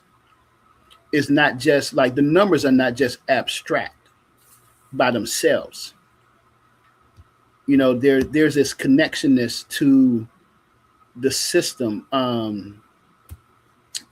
It's physical as well as spiritual, as well as divine. You know, as they I think one of the things I guess I could talk about is the was it Asar, Set, and Haru. Damn, I can't. I'm trying to remember. I think what Asar was Set, Haru, which is a 2. I want to say 2, 3, and 4, right? 2, 3, and 4, because they were the for the what's the Pythagorean theorem. The Pythagorean theorem. What is the I'm trying to think of the numbers. The 4, 5, 6 triangle. Yeah, the triangle. So they made up that triangle. However, they just weren't abstract. They just were the divine concepts. They were the numbers that go along with it as well. Oh, okay. I see what you're saying. You know what I'm saying? So the 4, 5 triangle is Asar, Set, and Haru as well. Not just, it just wasn't just, you know, regular. You knew the divine concept. And let me say this. So when people say that were the gods, were their, you know, nectars, you know, real or literal, you have to understand that not for everyone, it's both, because it depends on your level of knowledge. You know what I'm saying? Like I said, that not everybody knew this. It's stuff that you had to be initiated into. Right. Not everybody was learning this stuff. So the priests understood it. You know, those Obadalahs on that level, they understood it. But, you know, the average person, you know, the cattle driver or the shoemaker, you know, they may not understood it on that level. However, you know what I'm saying? But the Obadalahs did on that higher level. They did have that understanding. So when you get into where the people just, where they do the gods literal, they look at the Netarus as literal beings or, you know, abstracts. It was both, and it depends on who you were talking to, because you can't, you know what I'm saying, you can't talk to a Batalah and say that, you know, these were actually real people, because they'd be like, no, they'll break it down for you of why, you know, these are concepts in the universe that we are representing in this form. You know what I'm saying? So yeah, so it was the numbers weren't just abstract. It was something that they tied to the from my understanding, it's something that they just tied to the universe and to their geometric structures as well, to try to explain this connection with the physical and the spiritual. So I don't know if I'm making sense, but no, you're making sense. That's a nice venture to walk on. If you find out that's true, it might change a lot of outlooks for that, because I can see that concept right there, representing the numbers for that triangle. And only like the priest would, or the main people would know that. Yeah, because, you know, and you know, today, you know, we talk about mathematics like you know, just like I said, it's just an abstract concept. You talk about it as it's in a vacuum. You know, it's not tied to anything until, you know, physics catch up. And that's one of the things that what's her name, Sabina Hossenfelder, you know, the German math physicist, theoretical physicist, she talks about in that book. I talked about it before.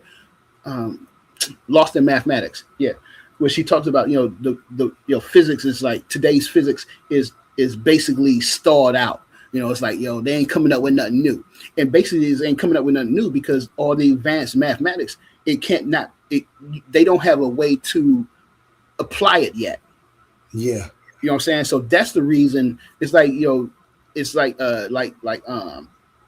abstract algebra is one that it's now abstract algebra today is one of the requirements for people to get your degrees of physics at some universities, because for ring theory and what's the other one? Ring theory and something else. I forgot. I can't think about it. But you learn it in abstract algebra, and they're just now learning uses for it in physics. They just now learning uses for it. So they tell you, you got to study abstract algebra. So today, the mathematics has always been ahead because you come up with these theories and stuff, but then you have to find a way to actually apply it, to actually use it. Right. You know what I'm saying? So that's one of the things that when you think about when they say you can't prove the spiritual, you can't prove the spiritual realm, but we know mathematically you can prove the spiritual realm. However, physically you can't prove it yet because they don't have the technology to do it. So you said mathematically you could prove what? The spiritual realm.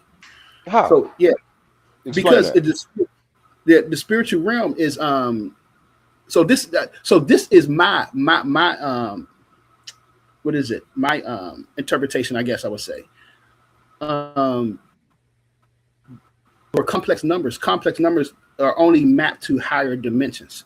They do not. We live in the third dimension, and when you map in complex numbers, they do not map to our dimension. They can only map to the fourth dimension and above. So I make the claim that the fourth dimension, that is the spiritual realm. So if you could prove mathematically that you can map them to things to the spiritual, to the fourth dimension, you're mapping things in that spiritual realm. That's what I'm calling the spiritual realm. So Michael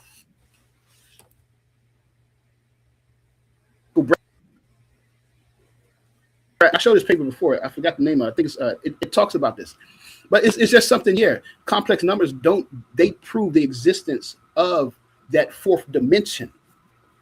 They only map to the fourth dimension. They only map to higher dimensions, fifth, sixth, seventh dimensions and stuff like that. So just because we don't have the technology to prove it, to show it physically, it doesn't mean it exists. It does not exist. That's just showing that the physics and the chemistry, the science, the applied sciences has not caught up to the mathematics. But it is a known fact that complex numbers are mapped to higher dimensions. And another theorem, I can't think of it right now, but it's called, like, I can't think of the name of it, but it's like a shadow. We are three-dimensional objects. We cast a two-dimensional shadow. So we live in a three-dimensional world. Therefore, you have something that's casting a four-dimensional, that's a four dimensions that casting a three-dimensional shadow. You know what I'm saying? I can't think of the name of that theory right now, but that's an actual theorem that they have proven. And so it's just stuff like that that's been working out, that people they work out, but yet the science on it hasn't caught up to the actual physically showing it. And I don't think you can, because I don't know. For me, I don't think you can. It wouldn't seem like you would be able to, because I think you might, I don't know, you might die. You might die trying to get to that next realm. Because I don't think we would be able to exist in that next realm. In higher realms, we wouldn't be able to physically go into those higher realms. And I don't think we would be able to do that. I think we would just die. We wouldn't able to exist. So the juju, no, it's nothing I teach to the students. I don't teach none of this. Come on, man. I don't talk to them kids. Those are little kids. Even when I was at the middle school, when I was in talking to the 8th graders, I didn't talk about nothing like this. I would talk about, Black history. That's what I would talk about. Try to wake them up, but nah. And plus, plus they have people coming around to your classroom. The math coach, stuff. They'll come around to your classroom, every once in a while, probably like every day, sometimes, or every other day, and they just to make sure you're on task and you're not venturing off. So you can't even sit around and talk to the kids about their behavior, how they should behave themselves, control themselves, just talking about basic morals and stuff like that, and ethics. You can't even do that. You know what I'm saying? You always got to be on task teaching math. You always got to be teaching that curriculum, sticking with the curriculum. So I think, and I think that's a setup that goes against us, because it ain't helping our kids when you got kids that come to your school that's completely disrespectful and they don't want to, they don't want to learn. I'm sorry, that wasn't Juju. That wasn't Juju who said that. That's somebody else. But yeah, I think that's a setup against us. It's just I don't like it how that shit going, man. I feel you, man. Sure, you can get you some concepts going that work. That's what mathematics is, ain't it? You find some equations, like you said. Sometimes you don't find out them equations work till hell. You might be gone when you do, but like you said, mathematics is true. It's the best. It's one of the best technologies we got when it comes to advancing development of technology. To me, I hate to say it like this because people start trying to call you pseudo and stuff. So I got to say my words right. In my opinion, it seems to me that if the universe could speak, to me it's speaking through mathematics and science. And when I ain't gonna say speaking, I don't like to say speaking. It's it gives a layout. It gives a mapped layout of, like, when you question something, you put an equation together, and if that equation meets, what you asked, then you can go on using that equation to do other things. That's what we find out about mathematics, right? The advancement of mathematics. Yeah, right. Yeah, it's like you said, the universe. You could say communicates. Yeah, thank you. Yeah, that'd be a better way to say it. Through numbers and the math through numbers, because like that the video, like you played a video that showed that what was it, the phi and the golden ratio is all throughout the galaxies. It's all throughout the galaxy. So it's communicating with us, letting us know that there is, you have this common ratio. You have this something that's common all throughout the universe. Another thing that I talked about was what's called the fine structure, the constant, which is a number 137, or 1 over 137, that is found all throughout the universe. And if you see it, you understand that there's intelligent life. There was a PBS. There's PBS. I played this. We talked about this. I played this. There's a PBS. Just short video on it talking about the fine structure constant. And if you want to communicate with alien life forms, what would you send to them to let them know that you're intelligent? You can't send them a letter or something, some words, because they don't know your letter. You can't send them a metric system, something in unit systems, because they don't know our unit systems. But the fine structure constant is the only thing that's right now that we know of that's unitless. It has no units at all. You know what I'm saying? When you calculate it, put it together, all the units cancel out, and you just come up with 137, or 1 over 137. You just come up with this number.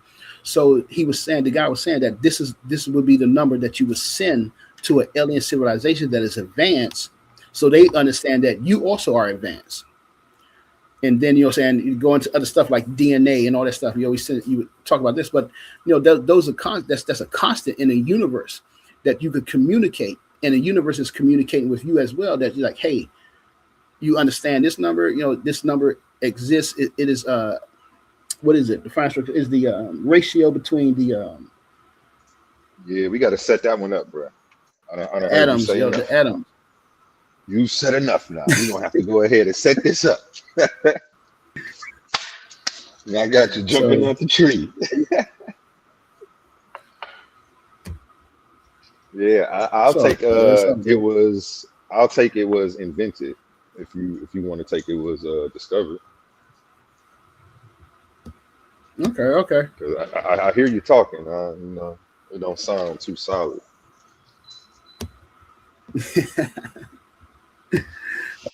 Okay, that's good. That's good. Let me write it on my board. Real quick. You're right on the board so I can make a flyer for me. It hurts. That's fun. Take our time with it. I ain't gonna schedule it fast. Like a month and a That's half. what my episodes do. That's what those episodes of Know the Ledge do. Get our minds to thinking and critically thinking so we can form other questions and ask debates. That's a nice debate topic right there. I haven't seen it done. Have you seen that debate topic, Hercules? As a debate, no. I mean, I've seen people talk about it, yeah, but not a debate, no. I haven't seen it as a debate either. I mean, when I say people, I'm talking about mathematicians and scholars. I've seen them talk about it, yeah. I've heard it before, but I haven't seen any professors talk about it. Just you, for real. Just read about it a little bit. But, definitely. All right, y'all gonna accepting the offer, man. Yeah, I ain't gonna stay up. Y'all keep me up, and I end up calling in tomorrow. Oh no, don't do that, man. Go get that money, man. I'm at work right now. Thank you, Herc. Job on top of everything else I do. Thank you for coming up. I appreciate you so much, man. Appreciate you, man. Have a good night. Yeah, we gotta get that flyer ready, man. I think I got me one. Yeah, it's a nice old debate right there. I think I got me one. Emmanuel left. They in there? I think I know. Which was a fire topic that you came up with? Next week. Well, you didn't, that you picked. Yeah. And your presentation was nice. Yeah, I'm getting better with them now. Getting my thing up, man. Get some information out.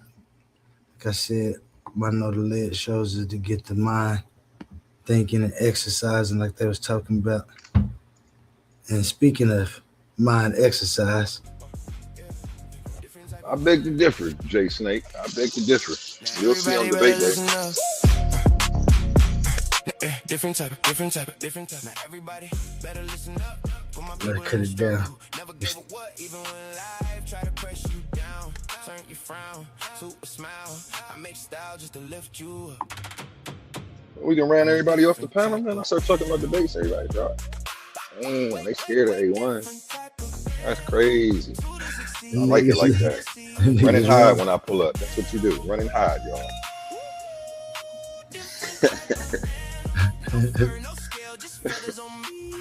They don't want that smoke.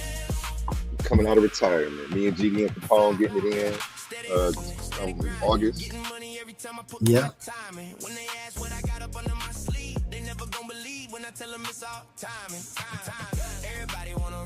Yeah, I like this new song. And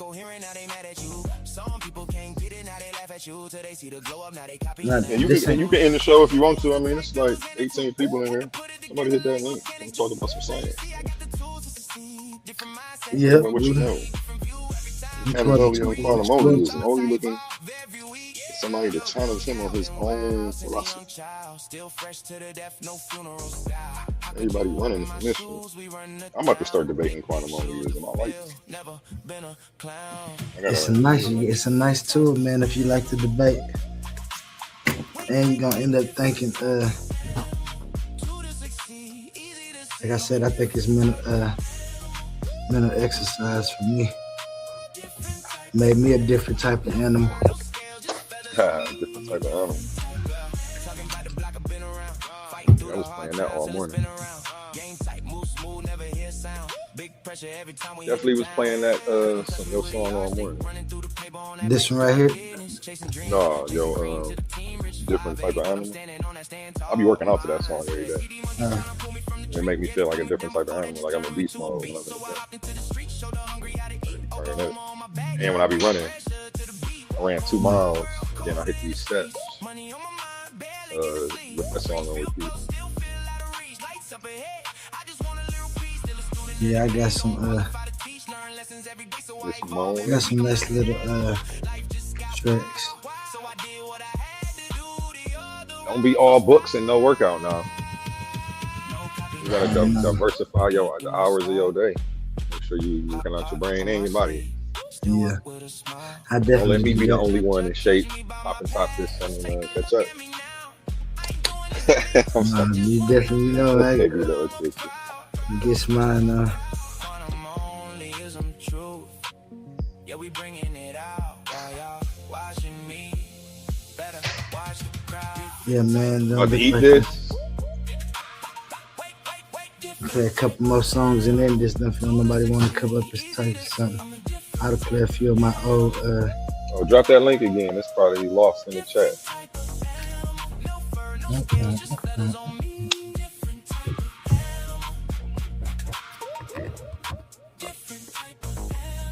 I want to thank everybody for coming out. Damn. Get one of them, man. For the hot dollar. I'll take one.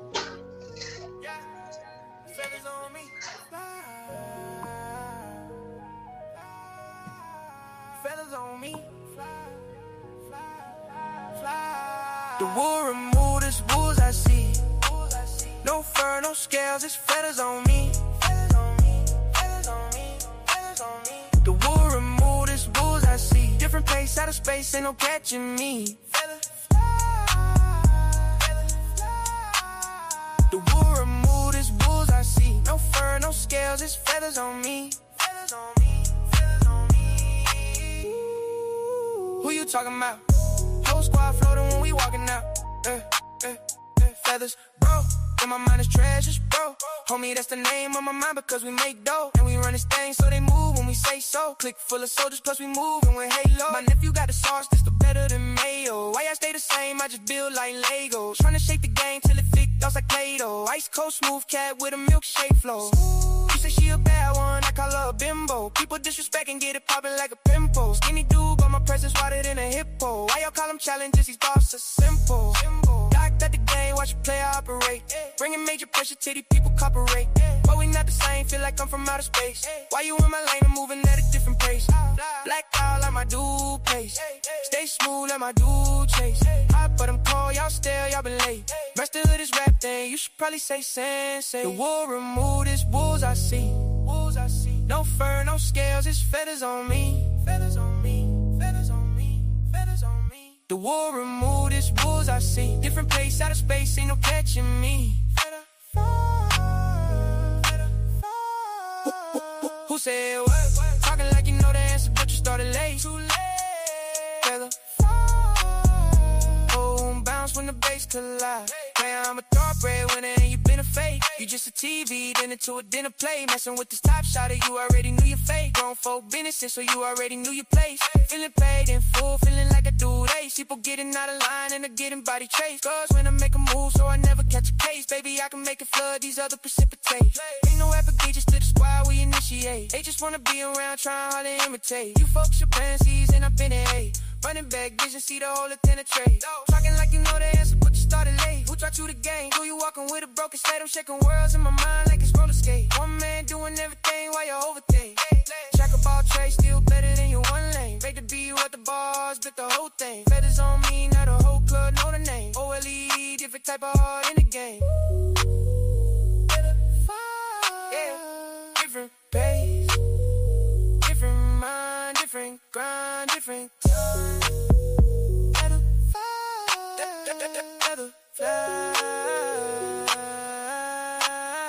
The war removed, now I finally see the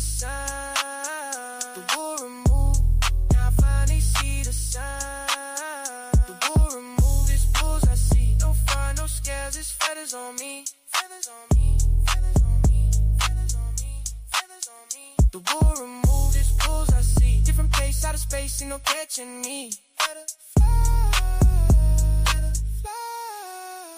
What you talking about? No club moving when we working out. Oh, feathers on me, feathers on me, feathers on me, feathers on me. What you talking about?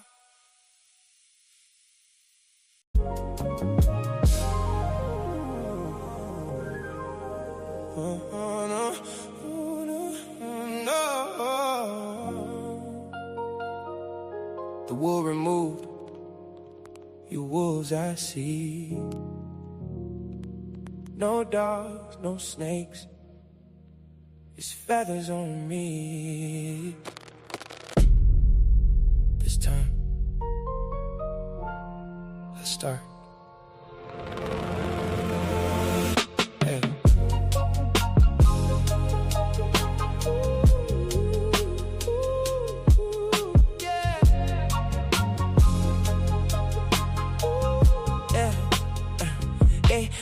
They try to open their third eye with both eyes closed. Can't see the consequences to the things that they chose. Put they self in deeper sleep, claiming that they woke, while I'm watching time and nature moving through the smoke. I fell in love with wisdom. Sophia held my hand, told me comfort ain't real if it destroy another man. So I learned to love existence without controlling all the plans. Try to hold on to forever, still it slipped right through my hands. Tried everything to get it, still slipped through my hands. Then it's both of my kids.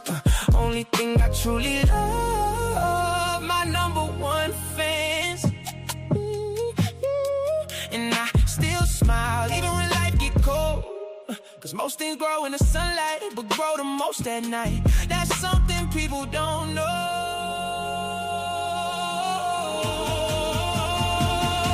I'm more fighty, I'm more. I love time because nature gave me something to adore. I'm more fighty, I'm more. Forever be Father Time and Mother Nature dancing endlessly. Open both eyes when you finally see.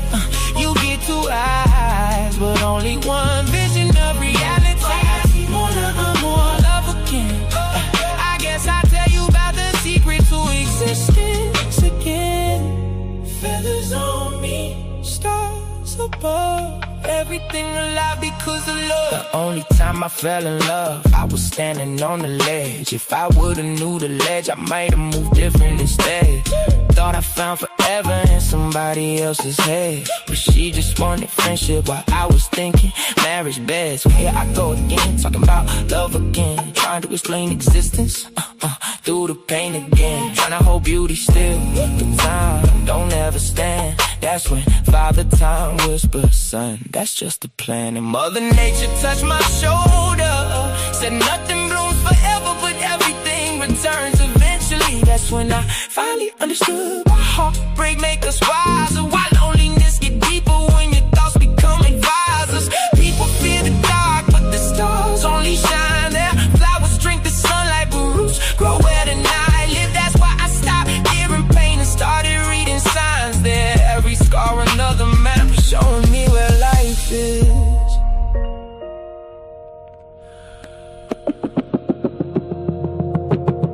Time and nature had a face, I don't think they look old. Probably young forever, with eternal souls. Little kids with galaxies inside their pupils glowing gold, running through the universe, laughing while creation unfolds. Not gods on thrones, not witches casting spells, just the endless interaction that make existence itself. One gate sequence, one gate shape, and together they became every heartbeat, every ocean, every memory, every name. Beauty and the beast, light and dark, love and grief, that's the balance. People call it contradiction, but I call it understanding. Cause I love time, cause time gave me moments. And I love nature, cause nature let me hold them.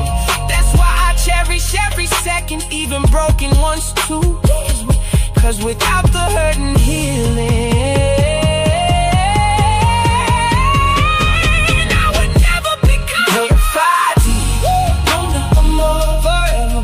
Father Time and Mother Nature dancing endlessly. Forever be Father Time and Mother Nature dancing endlessly. Open both eyes and you find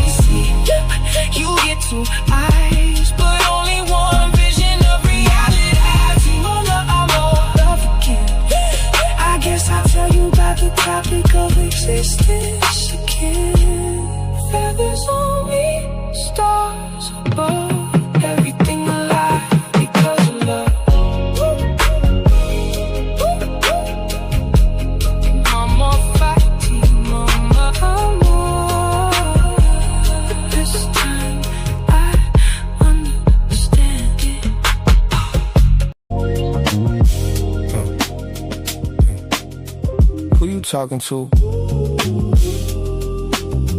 Who said what? Who told who?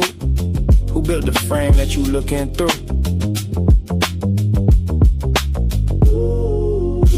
Who you talking to? Talking timeless while you speaking in sequence too. If it ain't coherent, it collapse on cue. Who you talking to? Who said that? Who told you existence started? Run that back. Every worldview crack where the pressure at. Who you talking to?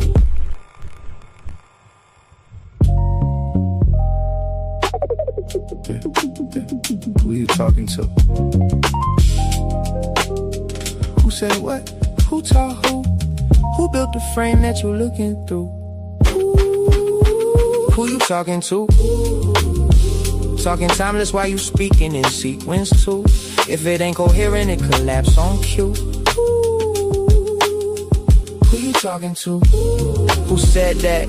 Who told you existence started? Run that back. Every worldview crack where the pressure at. Yeah. Who you talking to? Every line of treasure you only find in the mind, my mind. And you know I work in the mines. I don't charge a dime for you to stay out of mine. 2 times, we on time. Every line got another line, hide on behind the line. You hearing bars, I'm hearing structure and design. You hear a punchline, I hear ontology align.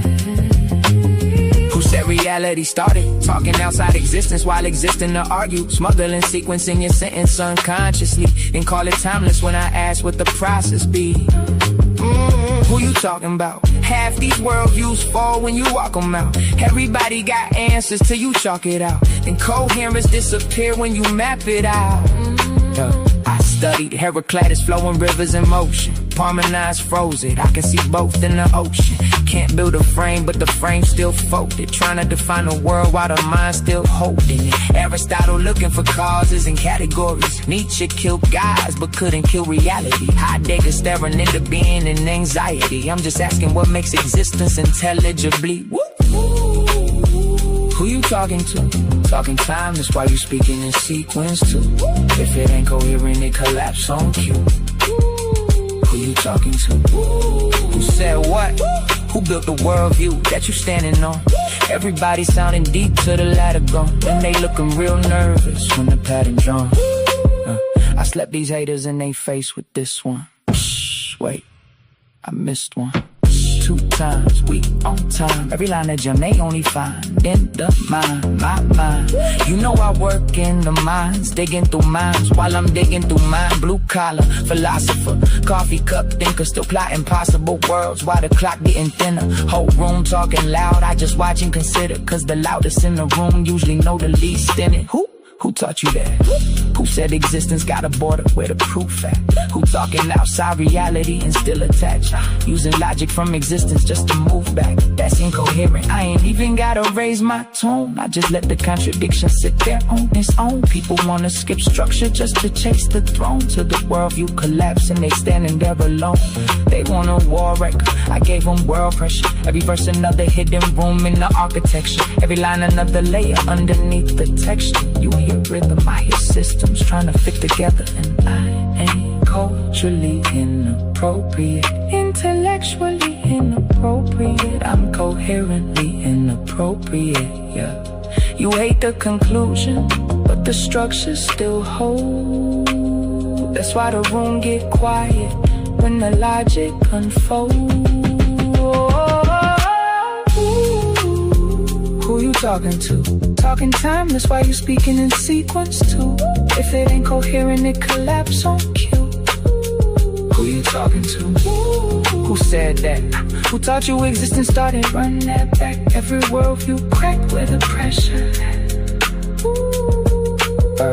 Who you talking to? OLEE on a late night broadcast. Hourglass eye, watching timelines cross paths. Earth in the other eye, both sides balance. Nature and time, that's the code in the canvas. No wings, still. Who you talking Let's to? pause the noise for a second, because if you're still here right now, you're already different. Not everyone gets this. Not everyone understands real debate, real scholarship, real intellectual smoke. But you do. This is Coliseum of Arguments. This is Titans Debate League. And what happens here doesn't survive on algorithms. It survives on the people who believe in it. When you support through Cash App, you're not just donating.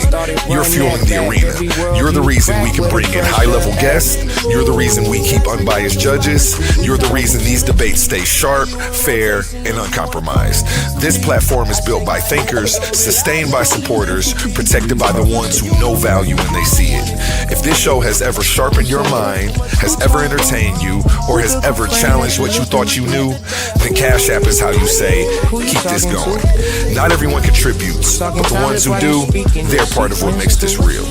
Coliseum of Arguments, Titans Debate League, powered by the people who get it. Who you talking to? Who said that? Who told you existence started? Run that back. Every worldview crack where the pressure at.